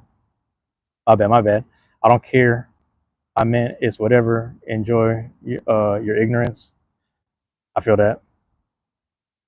Not. Oh wait, my bad. No, dog. Your beard is immaculate. It is going. No, I feel that. That was our error. Let me know if I'm reading that correctly. But I think I missed something. Hold on, my bad. Yeah, I don't know if I'm reading that correctly, but yeah, man. It's just like, and don't get me wrong. Like I'm like back to the if I'm reading the ignorance statement correctly, like enjoying the ignorance. I know what it is, bro. Don't get me wrong. Don't act like I don't understand the profound stuff. What I'm saying is, like I just said, if time after time I've made sure that your son or whatever, whoever I'm friends with, doesn't come home with the smell of marijuana on them, if I make sure that these people get home safe under my watch, you know what I'm saying, and then I go home by myself, Like, how was that not proof enough? You know what I'm saying? But people have been treating me away my whole life. But I say all that to say it's really interesting because like this is probably the first time in my life I started entering certain spaces where I didn't have the judgment. Even in my own boxing gym, motherfuckers are treating me a certain way. You know, for a while they're like, "Oh, you trying to stay off the street?" And I was like, "I guess so, but here I am." You know what I'm saying? Like I never dabbled out there. I got friends from out there, but it's like even I'm trying to transition them into the ring with me. Matter of fact, I keep bringing this dude up, but I saw him like a couple weeks ago. Man, it's cool to see him change his life around. It was cool to saw him at the taco truck and like he got his what's the word I'm looking for? He got his fuck, what the hell was I saying? He got his mom and his sister out of trouble basically. You know what I mean? It took a while, bro. It took a minute, but it's just like yeah, I be thinking about that shit. I be thinking about like during that time period, like how rough it was for certain people. But you know, their work is their escapism to stay away from the bullshit that they were used to. That's a whole other conversation, I guess. But I think about that dude a lot, man, because he went through a lot. And then I saw him. That's what's crazy. I saw him that one day. That was crazy. And he had hella kids with him. I was like, damn, this dude's living his life now. He got a whole family. Shit, crazy, man. Excuse me. But yeah, that's the way I look at it, man. It's like, but yeah, but I guess like I'm saying all this to say like I'm sort of being I don't want to say vague, but like I'm being open and honest about. I understand the profiling thing. I understand how people will look at you. I understand how the world might look at you or how they might treat you. I think, you know, I say this too, where it's like my whole life. I think, like I said, I grew up in a, fuck, man, grew up in this black and brown neighborhood, so I'm used to it. So the most preconceived notion we had was about white people instead. And then when you start meeting some that are actually trying to be helpful, then you start flipping, you know, it starts to flip in your mind a little bit. But it's not as though like, back to the mindfulness, when I enter their spaces, I have to be, it's almost like I find myself having this natural whatever, or like, oh, it's almost like I'm walking on eggshells when I enter this space. You know what I mean? I don't know if that makes sense. Like you're so used to being trying to make yourself look safe or look approachable or whatever. A lot of people do that. I got friends like that they clean up their whole look. They cut their hair and shit. Motherfuckers used to have braids, cut their hair, and just to clean up and look a certain way for other people. And I'm like, yeah, I don't think they have to do all that, but it's fucked up that the world got them feeling that way. You know what I mean? But it'd be like that, man, because I don't see people do it on the other side of the fence. I don't see people do that for us, man. I think about that a lot. My bad, I'm missing shit. I have a friend that was on and off drugs, and his mother, my bad, his mother loved me. Oh, my bad, because I was his positive friend in his life, so I can relate. That's good though. I had a friend. I can't. I, oh no, yeah. I read that. Okay, I think I was reading it in the past tense too. Yeah, man, I had my own. Yeah, I had it's fucked up, man. I had a couple of friends like that. Actually, what's crazy was like the only I don't know if I'm supposed to say this. The only friends' parents that really liked having me around is if like those specific parents were actually doing illegal shit and they saw me come around. Because the thing was, they were actually doing illegal shit, so they knew who was bad and who was doing bad and doing good outside. So when they saw me come around, I was like, that's that kid doing this thing, man. He's over here boxing and staying positive, man. He ain't on no bullshit. So when I come around, they would know. But it's always the parents that are kind of out of the loop. You know, sometimes their houses get robbed or some crazy shit, or like, you know what I mean? Like it's just like they're just on edge, which I understand. Like I said, I get it, but that shit crazy, man. I be thinking about that shit a lot. I think about that shit a lot. It's a messed up. I don't say reality. You know what I mean? It's like I don't know, man. I don't know, man. Everybody got different experiences. It's just like I'm trying to figure out what I'm trying to say, man. This shit over here, bro. It's like I'll give you an example. I be meeting people from Baltimore, Louisiana. You know what I'm saying? People from well, it depends on the part of Florida, but you know, mainly like New Orleans and Baltimore are like rough cities. But I've also met people on both sides of the fence from both of the cities. So I had a friend, shout out to my guy Marcel. He's from Baltimore, but he's like he's straight up, black dude from Baltimore. But he's like, hey, I grew up where my mom made sure I stayed out of trouble. She made sure I went to and from school and daycare, and I went, I made sure I went to school, made sure I went to university, and moved us into slightly low income, but in the middle class area of Baltimore. So he's like, I didn't really live that life here, but I'm from the city where it happens. But meanwhile, I have other friends like Free my guy Wahid. I think he got about 15 more years left. Um, Free Wahid, man, that dude, he's like from shit West Side, Park Hill. You know what I'm saying? Like that shit you see on the wire, like he's from over there. Like he's from over there and shit. And it's like his big homie Tone. Tone was kicking with us because they had to go do some shit at the. They were doing a little speech at the penitentiary over here, so they went to take a trip. And then Tone kicked it with us in Seattle because he's like, I'm not allowed to go in there, so I got to hang out with you guys. I was like, cool, we got you. We made sure we got a bottle. We shared it with him. We're just walking around Seattle. I said, Tone, you fuck with Bruce Lee? He's like, yeah, I fuck with Bruce Lee. I took him to Bruce Lee's grave over here on 15th and what's that shit, Grand Street, Republican, whatever the fuck, over there. So I took him to go see Bruce Lee's grave. I said, let's go over there. We're over here getting juiced in the park, sharing the bottle. My friend went to pick us up. We matched with him and everything. And it's interesting because like I was telling him, I was like, I'm trying to keep you right here in this nice little area because this is like a really nice area with a nice park and like the graveyard's right here too. So everything is really nice. But I'm trying to keep you right here. But literally, if we take like half a mile walk down the street, like that's my neighborhood right there, and it might pop off randomly. But it's so I'm trying to keep you right here for now. And he started nodding his head. He said, I respect that, man. He said on the west side, sometimes for fun, like me and the homies, he said he's talking about him and his friends in Baltimore. He said they'll walk a couple blocks just to walk through the nice Jewish neighborhood, and sometimes they get followed and whatever. They get followed and bothered over there too, but they just try to walk through just to get to a nice little park and hang out. But they don't bother nobody. So we ain't doing nothing over here. We don't hit licks over here. White ladies pretending to walk the dog behind us like they just doing their business, but it's just like you don't do this that often. And it's just like him telling me that shit. It let me know like as much as there's a perception of the city of Baltimore being rough, there's also like those pockets where like you got pockets like just like my neighborhood. Like we're right next to all the, what I'm saying, we're in between Puget Sound with water to the west. You take like a mile and a half walk or whatever, you be at the water Puget Sound. You go east maybe like a mile and a half, you at Lake Washington. And all that, you're surrounded by water. So it's beautiful. You know what I'm saying? It's real beautiful. So anyway, I fast forward, I was talking to my guy Marcel. Again, he's from the more positive and middle class side of Baltimore. And I was talking to him. He said, I never understood the violence in Seattle. It's like you guys over here, you guys have nice views of trees and you got a nice Mount Rainier mountain in the background. This is like a beautiful view. Like how could you kill someone if you see this shit? And I was like, you know how it is? Because you're not really staring at the mountain if right in front of you people is robbing and stealing and they're dealing with their traumas too. Like that's generations of fucking, it don't matter if it's Jim Crow or World War II fucking up, the Philippines, Korea, Cambodia, Somalia, you know what I'm saying? You name it. All them places that World War II kind of affected, and then the immigrants come to the country mixed with the people who just dealt with Jim Crow leaving the South, all compiling in the same city. Like they're gonna deal with each other with different type of trauma and grief, and sometimes in the most violent ways. So it's like when you're dealing with that, you ain't got time to enjoy the trees and smell the flowers and look at the mountains from a distance. I'm gonna be honest with you. And I started to realize that with Baltimore, it's like, yo, you guys got blue crabs. These people can't enjoy blue crabs without thinking about, looking over their shoulder, thinking about if their ops is pulling up or if they're just driving around looking for them type shit, being on their P's and Q's. So it's just like that sometimes, man. It don't matter if your city is renowned for violence or if it's known for some like belligerent, ignorant shit, whatever the fuck, or if your city is like known for like, oh, you guys have like hospitals and universities and shit. It's like it doesn't matter. They all these cities, in between, like from Seattle to Baltimore to whatever, Portland, whatever, you know what I'm saying? All them nice, supposedly nice cities, they all got little pockets where shit be going down. And then they're like right next door, like a mile away from some nice shit all the time. It's been spoken about before. Tupac spoke about this a long time ago. He's like, why do you call this shit the inner city when it's really on the outer city? That shit is like on the outskirts of all the good shit. All the wild shit happening is always on the outskirts. It's always on the east side of town type shit.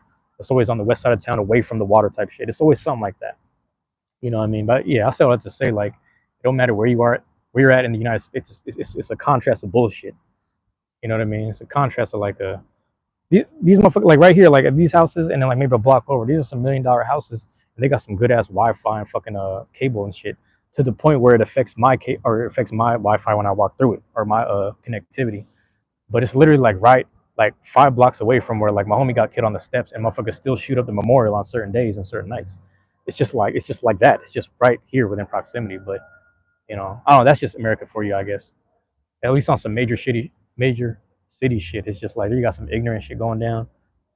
You know what I mean? I don't care if we're renowned for universities and hospitals and healthcare and good weather, rock and roll, coffee. Like, yeah, you got all that going on, And as much as the average people from my neighborhood want to enjoy it, we can't because we got to look over our shoulders over some shit.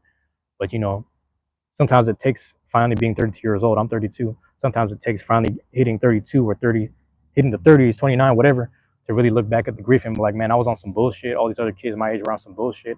I just met some people that are the same age as me, and they're like, yo, I'm finally grown up, man. We didn't have to do that shit no more. I'm surprised that we survived being fucking dumb and, what I'm saying, dumb and reckless at like 13, 14 or whatever. It's just kind of crazy. It is what it is, man. My bad. Take you to Bruce Lee's grave. Yeah, I think what's funny. I actually did. I did like this is like one of my first live streams, my Truancy Hour live streams, where I went to go feed crows and squirrels at Volunteer Park. So you might be able to find it. It's just if you just type in Cinco Bane crows, squirrels, or something funny, you might see like a live stream where like I'm in the park. But then like the thing was I was losing reception in that area for some reason. So I guess it's one of them areas where again it's another rich area. It's a really nice, rich, prominent area, and when I'm in those areas, like I get bad connection for whatever reason. And I was, it's like literally a block over on the other side of the park is a graveyard, and in that graveyard is is where Bruce Lee is at, and apparently they buried what's my guy, bruh, that just recently, Bill Russell. So Bill Russell apparently got buried over here too. Bill Russell from Boston Celtics, 11 rings or whatever, 9 to 11 rings or whatever. I think nine as a player, 2 as a coach. So he got 11 rings on his belt. Bill Russell. People forget that when I believe the Seattle Supersonics started in 1967. So when the Supersonics started in '67, Bill Russell had already very well been retired, but because it was a new franchise, he's like, hey, let me be a part of it. So he was part of the ownership team, if not a coach or something. He was one or the other. You know what I'm saying? So Bill Russell had some time that he spent here in Seattle, and then to my understanding, he was buried here. I didn't know that. So if I go there, I need to find Bill Russell's grave and I need to find Bruce Lee. The fact that they're both there is kind of crazy. Um, then they have to my understanding, there's a Jimi Hendrix memorial in Renton, which is like an hour, half an hour to an hour drive south. But when you catch the bus, it's like an hour and a half. It takes hella long. Um, but that memorial is pretty nice, man. I might have to shoot like a little video slash whatever over there. You know what I mean? They be knowing what they on, bro. What y'all on? To cut the goofy shit. The shit I'm talking about while I'm here. Anyway, it's really interesting, man, because um, I gotta go see. I don't even know that Bill Russell shit. The fact that he's here is kind of cool, man. That's some legendary shit. Bruce Lee, though, so Bruce Lee's grave is actually next to Brandon Lee. You know what I'm saying? Brandon Lee is his son, who did the movie The Crow, I believe. I feel like I've seen The Crow, but I don't remember it that well. But anyway, their graves are next to each other. I think Bruce has a quote on his grave or something, and then Brandon Lee also has like a little, it's like a tab, like a, I don't know, explain it. It's like a tablet or whatever that has like little quotes on there too. I don't know how to explain it, bro. I can't tell you, but it's really cool. And people leave coins over there and stuff. But it used to just be on top of the grass. But then I guess they did some renovation kind of stuff or whatever. Because there used to be like a bush on the side of Bruce Lee's grave. I'm telling you all this stuff, but you'd have to see it for yourself. So maybe I'll go there one day and film it. Hopefully I have good reception. But it's interesting because there used to be a bush on the side when it was all grass. And like under the bush was like another dude's grave that looked like he was buried in like the late 1800s or something. So it's kind of like the Bruce Lee grave would outshine this guy's grave, and then the bush was kind of on top of it. And then no one really came to visit that grave because no one was really upkeeping this dude's grave on the side. But anyway, they renovated it and they made it like a concrete platform. So the concrete platform is like somewhere where you can you have like a railing, you walk on the railing, you stand on the side of the platform, and you could do a little prayer or like a little whatever on the side. And there's a bench with like quotes from the wife and the daughter on the bench or whatever. And you could sit there and then sit down with the grave in front of you, basically. So it's a whole, you could tell they had the money and renovated it or whatever. Now my question is, when they built the renovations, I don't know if they dug up the dude who was on the left side of Bruce Lee's grave. I don't know if they dug him up and then put him to a new spot. Hopefully they did, because that shit takes up the whole, like it takes up hella graveyard real estate. I don't know what the word is, man. It takes up hella graveyard real estate. So hopefully they dug dude up or whatever and just you know, saying on some Minecraft shit. Just took them over to another little plot or whatever. Does that seem kind of crazy? It seemed a little janky that they did that. You know what I mean? Yeah.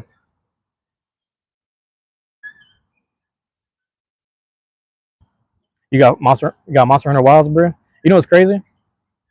It's funny because Steam is having a sale right now, and because Steam is having a sale, like I'm thinking about what's it called? I'm thinking about there's like 5 games I have in my wish list. I'm about to load them up on the cart because some of them are like anywhere from 30 to 40 to 50% off. And if I put them all in the cart, I can get them all for under 100. But it's like Steam is having a sale from now till July 10th, my understanding. And I'm probably gonna grab these games. That might be the new stuff that I stream online when I'm hanging out just at the library. But that's the other thing, man. If I get that new job, I don't know. I might not have time to really be doing shit.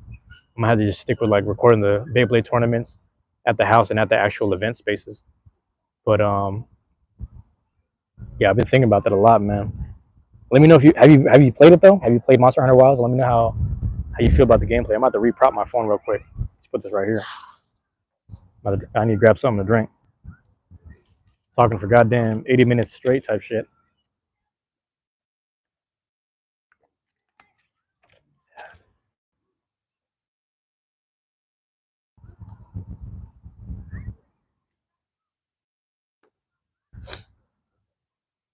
Yeah, man.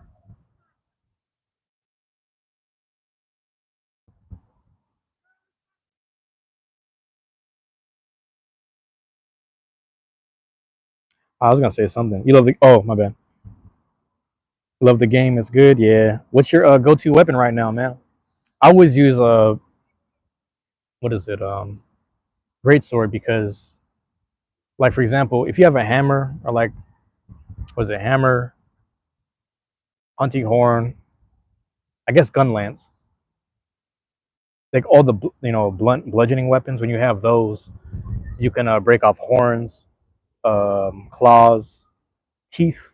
You know what I mean? Shit like that. You can break off certain things that you would use a blunt weapon for, and then it also has sword properties because it's a sword.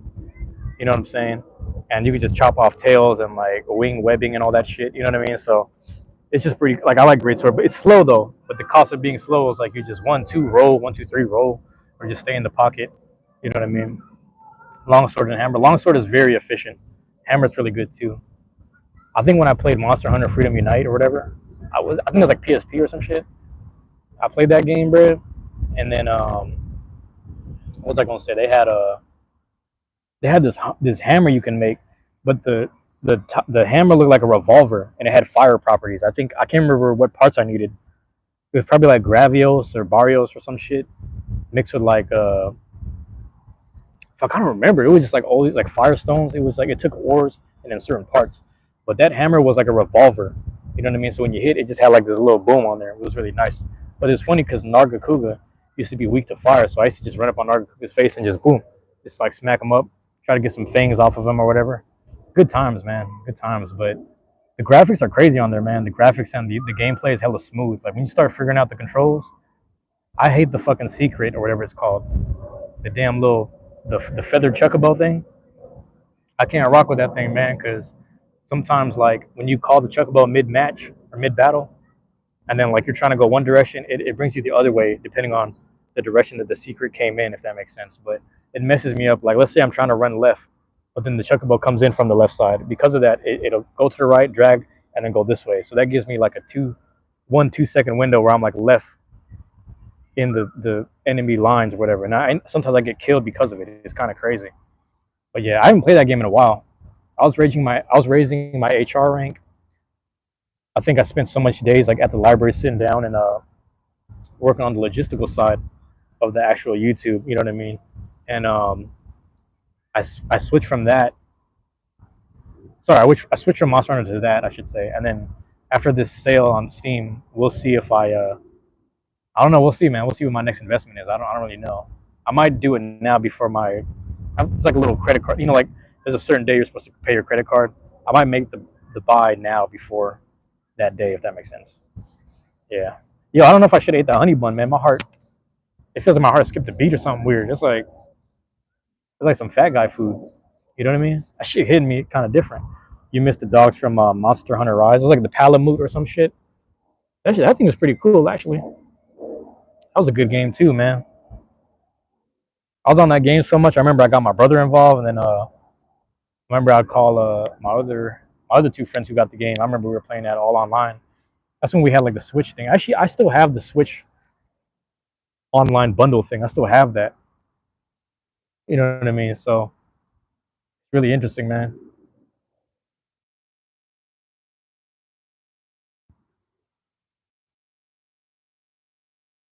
Really interesting. Hold on.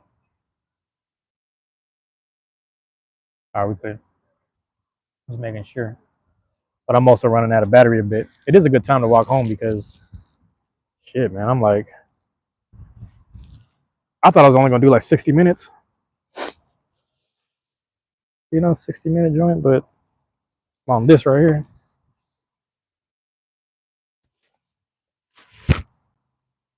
I will say this too, man. Like I appreciate you guys.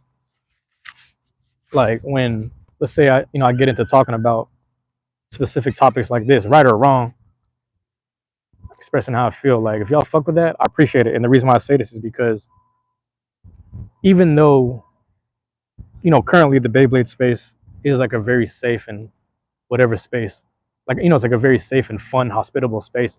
It also ignores the fact that like ignorant shit be happening. You know what I mean? Ignorant, racist shit be happening. So like I'm just not one of those. I might ignore the shit on an accident for a while. You know what I mean? But I can't act like it's not happening. Does that make sense? I can't act like this ain't no escapism, if that makes sense. Um, Within the actual space, people have to, when they exit, they go back to certain things. Does this make sense? Like when I leave, I know for me, when I leave the peaceful and loving Beyblade spaces on Sundays or the tournaments on Saturdays, I know when I leave those spaces and I leave these places, I have to almost go back to being me, unfortunately. And that sounds fucked up. But I'm also like, as solid as I am and as solid and as in love with myself as I am, there's also an outside element outside of myself that is willing to hurt that. Does that make sense? Like, it doesn't matter how much self love I have of myself, doesn't matter how much love I choose to exude to people, you know what I mean? Or even if someone had a gun to my head, is what I'm trying to say. And even if I'm still choosing to love that person that had the gun to my head, like, that's still a reality, you know what I mean? And I'll never ignore that shit. I don't think anyone should realistically, you know what I mean? It's like, so when I say escapism, I don't want it to make it seem like the loving and the peacefulness, whatever, isn't real. It's real, but it's just like it sucks that like we live in a world and time where we can't leave those spaces and then just keep on being within a peaceful, continuous cycle. If that makes sense, you almost have like you know, you get 8 hours of rest, 6 to 8 hours of rest or whatever a day. Some people get 5 hours of rest. That was probably me last night. I don't know, but you get that many hours of rest, and then you have to wake up and then be alive for a while and live life and do what you have to do. And then my thing is like, on certain days of the week, you get to have fun with friends and their family members or whatever. Enjoy Beyblade or enjoy video games or whatever you guys do. You go outside, play kickball, whatever the hell, softball, whatever the hell you guys do, basketball, play music. And then in between that, you just know, what I'm saying? You kind of just know that like, and this is if you've dealt with it before. I'm only coming from a place of like actually being attacked and offended type shit, like physically attacked and whatever, physically offended or whatever. When you go through that enough times, whether it be your own people or just people in general, you know that this ain't no bullshit. You know you can't slouch. You know you got to be on point every time you leave these peaceful spaces. You know what I mean? Even when I first entered spaces like that, this goes as far back as like, I don't care if it's like an after school program to like a poetry space, shit to obviously right now the Beyblade space to like a music studio. It don't matter what it is. I was still looking over my shoulder and just listening to sounds around me type stuff. But but a lot of that is just trauma response and just being on point in general. But I say all the, like I'm saying this to say I got to make this clear because I don't want people to think that stepping away from or stepping inside of these positive these nice and positive spaces that shit my bad that's an escapism. Um, I'm saying that in regards to certain people, you know what I mean? And it's just unfortunate because for me, I can handle myself. You know what I mean? For me, I can handle myself. I don't really like I said, I'm not a tough guy, but I don't really flinch when people pull guns out. I'm one of those, man. Like I've been in them situations where people pull guns out. I'm just waiting. Like I even tell them I'm waiting. And like I said, it's no tough guy shit. I'm just like, yo, you're gonna have to shoot to let me know. A lot of times it don't happen. So that's what I'm saying. Like I don't condone the bullshit. I'm just used to it, unfortunately. And because of that, when it happens around me, I'm so used to the ignorance and the whatever. But it's really interesting, man, at times because my bad, huh? I missed in the chat. When you leave your safe space, no matter what it is, we have to go back to survival mode. Yeah, that's another aspect about it. That's another way to look at it too. But you know, there's nothing wrong with being in a loving space and in a light related space. But even if you're living it within yourself, but that we can't deny. Like that's one thing I've learned through trauma as well, and I want to pass it on to others. Not pass on the trauma, but pass on the teachings and the learning, whatever. Is that you got to remember, like as much as you find the love and light within yourself, and you're finding yourself gravitating towards those spaces and making that a normal thing. Yes, you do have the trauma responses. Yes, you do have the mental to just get back into survival mode. That's true, but we got to be careful about. There's other people that just walk around here looking for trouble. They want you to be the recipient of that as well, man. You know what I mean? Like I'm not saying that in a bad way. It just is what it is. It's just the world we live in right now. It's the honest truth. You know what I mean? I'm gonna say I said this before, but I'm gonna say it again. One of my favorite quotes or understandings was from it's actually from Waka Flocka Flame, man. What I said the same shit. Like I was literally on this. Hold on, my bad. There's the shit, man. Right, like on this street, bro, right on Cherry. I grew up on Cherry, but every time I'm on Cherry, I literally be saying the same shit every time I'm on the same street. Just fucking hilarious. Shit, I'm about to get run over. My bad. Ooh, yeah. But bro, Waka Flocka Flame, they had asked him some question. They're like, something about the way he used to live. He said, "Yeah, I changed my whole life. I just changed up my diet, a way of thinking. Started drinking alkaline water. He just went on a crazy cleanse in his life." And then they started asking these questions. He says, "Yeah, man, because you used to live a crazy life, man. You used to walk around like tripping and ready to fight people." And he's like, "Yeah, I used to carry a lot of guns on me." And he's like, "You don't carry guns no more?" He said, "I don't carry guns at all. I don't carry guns on me at all anymore. Like, it's not that I don't have them. He just doesn't feel the need to." So they're like, "What do you mean by that? Like something can go down anywhere." He said, "You're not wrong, but the other aspect is when I used to walk around with a gun is because I would go places where I thought I needed it. Now I go places where I know I don't really need it. And because of that, I don't invite the energy. So simply carrying within yourself that you're not inviting the energy, even, you know what I mean? Because there's people who are very peaceful. They'll tell you that shit, but then they also carry weapons to defend themselves. I'm gonna be honest with you. I'm not really on his level, but I respect it. You know what I mean? But he's saying it like straight up, like I don't even carry weapons on me because the feeling of knowing you have the weapon on you is itself is carrying the energy that something may or may not happen. He's like, I don't go nowhere where something may or may not happen, and I don't even carry within myself the feeling that something may or may not happen. I just know only good things are coming his way. That's all he carries with himself is just like a love and a peace or whatever. You know what I'm saying? I don't know if that makes sense, but that's all he carries with himself. That's all he arms himself with. It's just that different mentality, bro. It's more of a blessing. It's more of like arming yourself with anticipating blessings than it is anticipating altercations. And I can respect it. I actually respect that. So I've always really thought about what he said. I always thought about his little quote. My bad. I'm looking at this. Oh, my bad. My bad.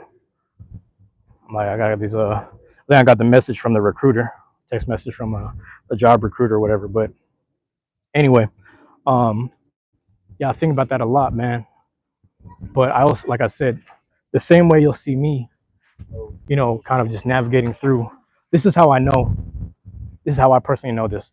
The same way you see me navigating through, the nice part of the neighborhood or the gentrified part of the neighborhood, and me being on live and me, whether you say I'm speaking facts or me just speaking my mind, whatever, whether that is a disruption to someone's peace.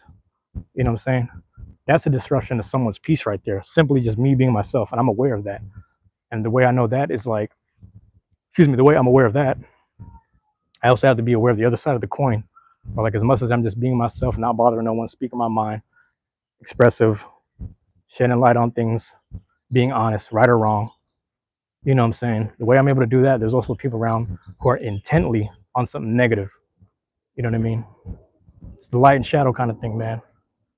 Not no good or bad way. It's just the function of it. You got to think about the function of it. Me functionally doing these things. There are other people who are like out of their way doing the same. There's a dude that hangs out in the neighborhood, or where I do most of my vlogging and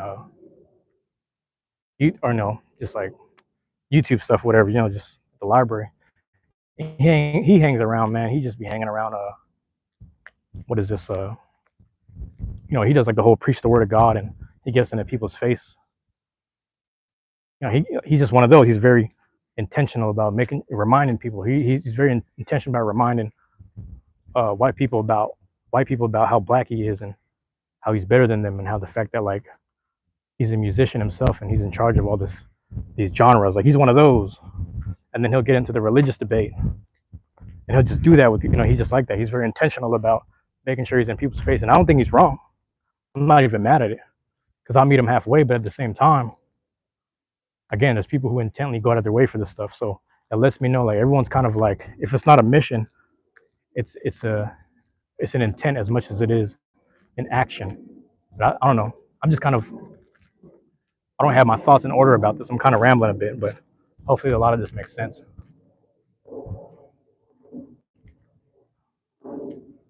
It doesn't seem like, I don't know, maybe it's because I was sitting in the shade. It don't even seem that warm anymore. Like, it was like warm. No, actually, the morning was like afternoon was kind of warmer. I'm gonna lie, it was kind of warmer then. Right now, it ain't even that bad. Hold on, what's going on here? I might be able to hit that two. I might do that actually. Might hit the two. I'm trying to keep my phone out of the sun, but I just walked in to the sunshine right here. Yeah, man. This is normal Bane shit. This is normal shit that I do. I rant and ramble. But like I said, man, I'm never gonna stop repeating myself, because I just don't know who's dropping in and out. I don't know who's saying what's up, whatever. I normally would be just talking to myself like a crazy person anyway.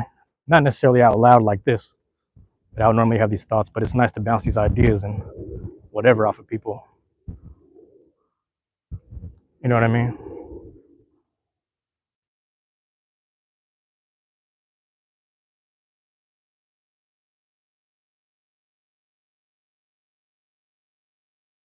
I just thought about something too, man. It's crazy. But yeah, basically on all levels of the spectrum, um, there's like what I'm looking for. There's a balance of logic and love that matters to me. You know what I mean? Doing certain things logically matter to me. Doing things from a place of love that don't require thinking matter to me too. And if I could blend the both, I could blend both of them, do the best at both of them. You know what I'm saying? And I'm good money. What am I hearing? Oh, it's like a baby in the nest.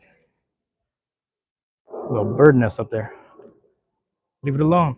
All right. Unless that's its own babies, I don't know. I don't think I've ever seen a crow's nest. The more I think about it, man.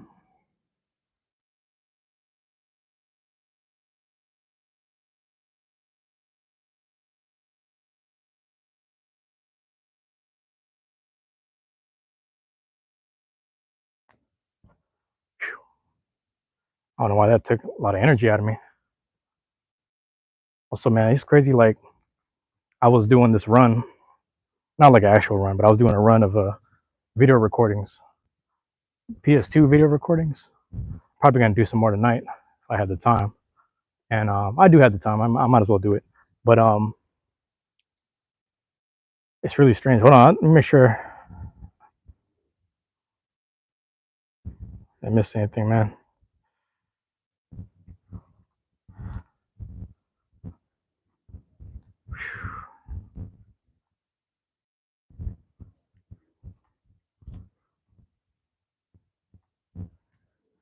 Yeah,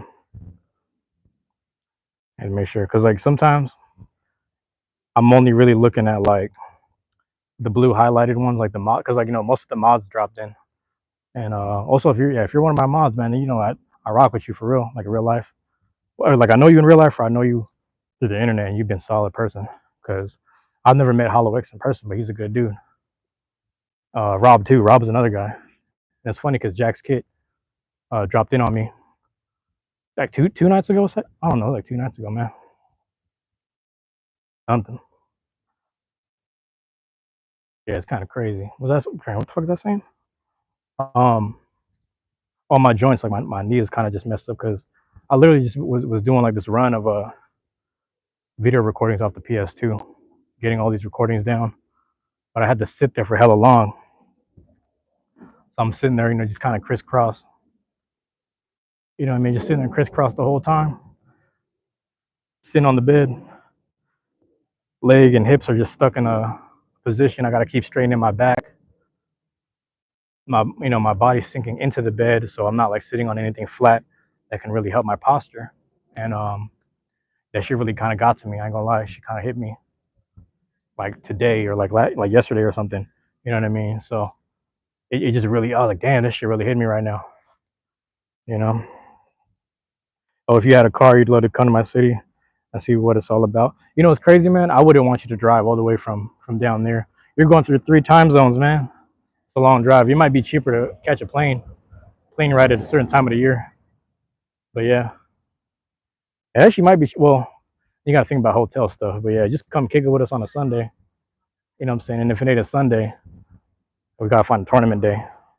Well, yeah, what's going on with the tournament space down there, man? Did you find a little spot?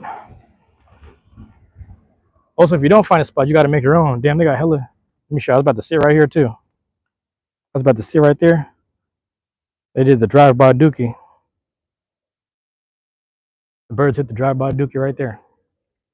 Damn, bro. Only bench available in the sun. That's all right. Sitting right here.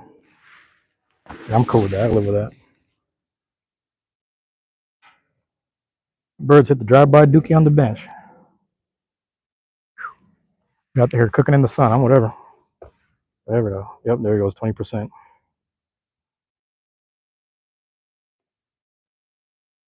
Damn. My whole life I had a car, bro.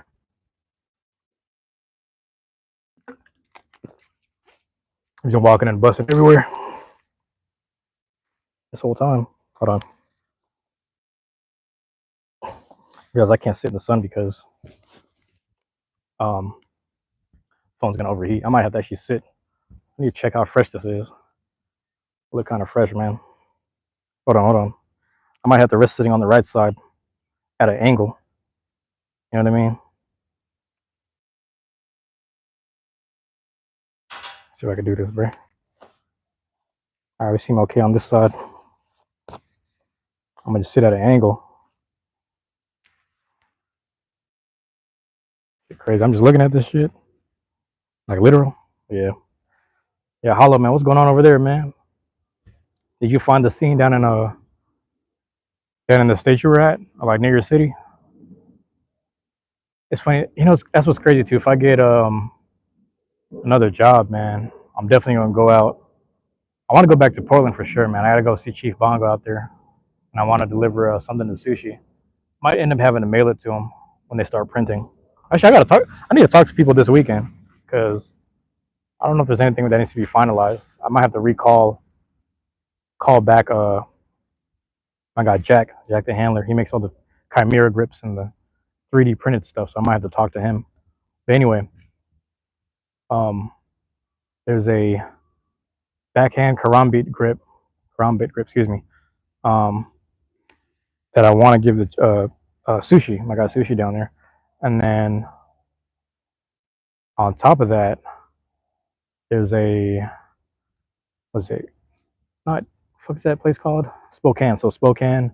Want to go down to Spokane, check out their scene, hang out with those guys. I got a chance to kick it with your boy, so I want to be able to go down again, and or I never went down there. I want to be able to see him again, go down and check out his scene, and then I never got a chance to go to the Bellingham space, but I want to go there one day. Like I ended up leaving my job earlier than I thought I would, so didn't have time to see these places. And like yeah, I'm sort of planning my retirement around August. So like August 1st, I'm pretty much done. Like I'm pretty much like I'm good. I don't know if I'm good off playing the game, but I think like or doing Beyblade. I think I'm more like I don't want to buy any more new stuff. Anything new that comes out like after August 1st, I think I'm good. Like I'm good off that. I don't need to buy anything anymore. If I end up getting something new, it's either because someone gave it to me, they gifted it to me, or I won it from a raffle or like a tournament. That's about it. That's all I'm gonna do. But I'm not buying nothing no more. I've been spending a lot of money on this. Even if that's what I'm saying. Even if I end up getting hired. Matter of fact, let me check this message.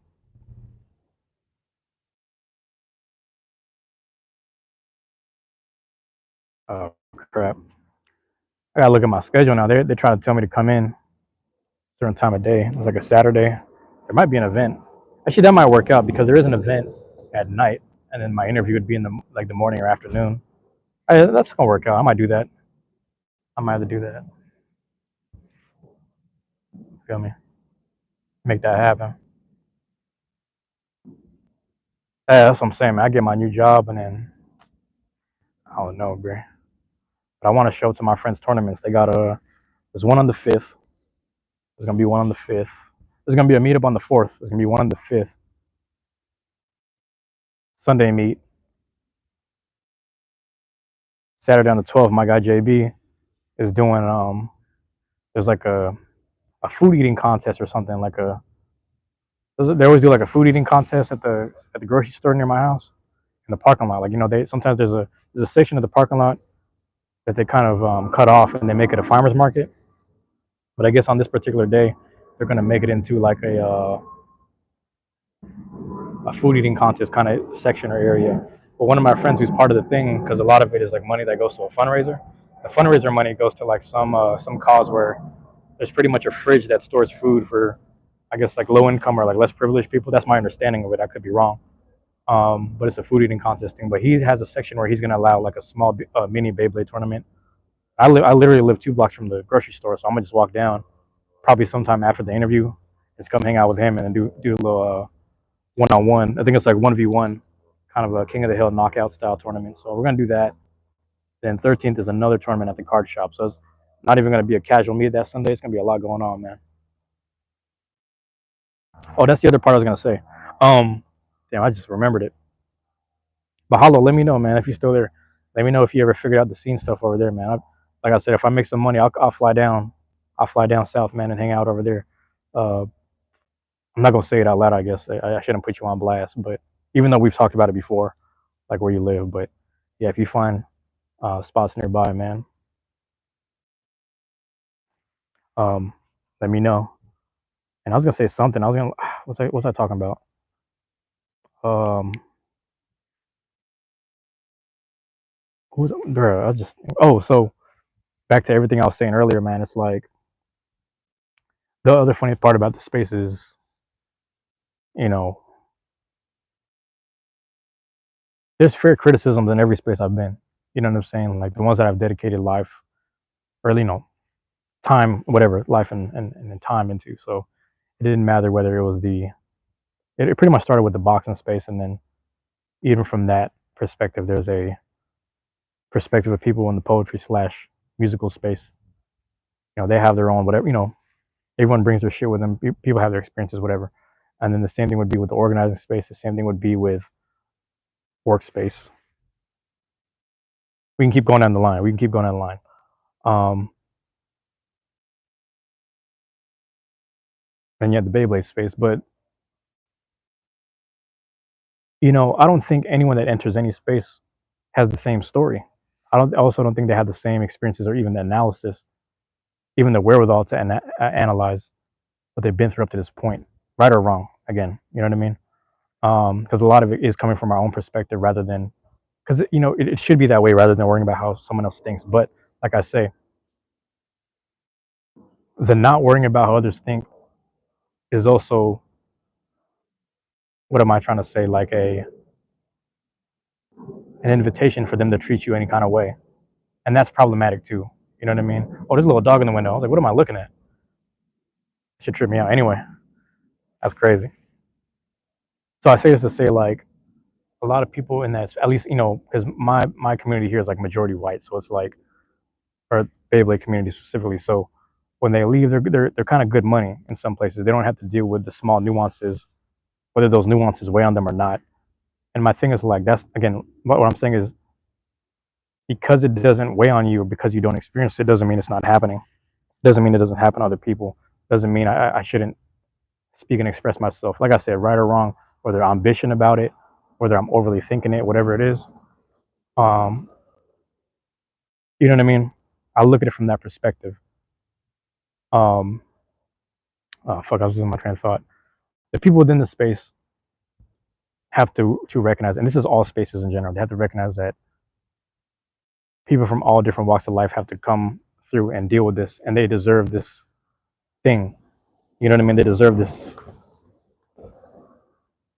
peaceful feeling, this getaway from life kind of feeling. And they all have their different thresholds and they're all different experiences of why they enjoy that space and they enjoy it the way that they do. I'm more of the perspective of like, yes, it is your responsibility to be in charge of yourself, sure. But anyone that's around me enough, I'm like, I gotta make sure you're good too. Back to the reciprocation thing that me and Hollow were speaking about. I don't see a lot of people doing that for us necessarily. People go about their day. You know what I mean? I don't want a trophy. I don't want recognition, but I do want to say, like, I do want people to follow what the fuck I've been doing, or like I think about. I'm leaving names out of this. I think about the brown kid. He's taller than me. This motherfucker 6'2" or some shit. He look intimidating, but he's a nerd. And I want to make sure I walk him to the bus stop to make sure he gets home safe. But he's like 18. You know what I'm saying? He's younger than me. He's bigger than me. The average person isn't gonna step to him, whatever. But I just want to make sure them people get home safe. So there isn't much of a safety conversation a lot of times with these peaceful places. There's not really a safety check-in where people can say, how are things on the way here? Are you okay? But I'm trying to lead by example. And like I said, I don't want no damn cookie here. I don't want no trophy, no recognition for it. But part of the recognition side of it, I want people to recognize them like, hey, check in with your people. If you really spend this much time with them, you spend this many hours in the competition space or the hobby space with them, make sure you check on them because you just don't know. I don't care if it's a woman, bro. I don't care if it's a woman who's showing up by herself.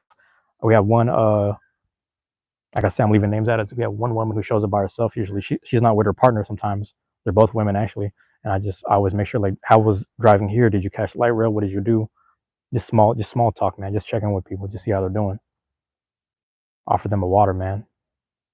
Offering the space is enough, don't get me wrong. But like, that's one thing that I want to project in all these spaces. Cause I do it the same thing here, man. Like a lot of times the kids will show up in the chat. I'm like, what's going on with you, man? Don't bring the funny shit here. It's always some chicken jockey kind of conversation. We don't need that. But it's like, yeah, we got to make sure everyone's like safe, feel safe, or they feel again heard and recognized. That's another thing. Make sure they're heard and recognized. So, oh shit,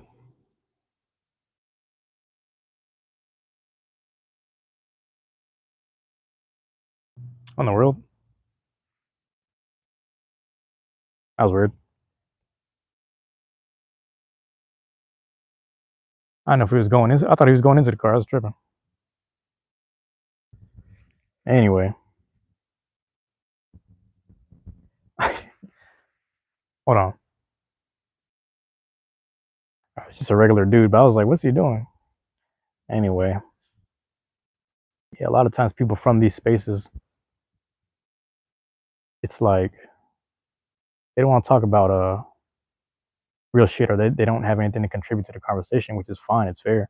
But don't act like it's not happening outside of your own power and energy. Don't act like other people don't intently come around the way, and that shit needs to be addressed as well. Because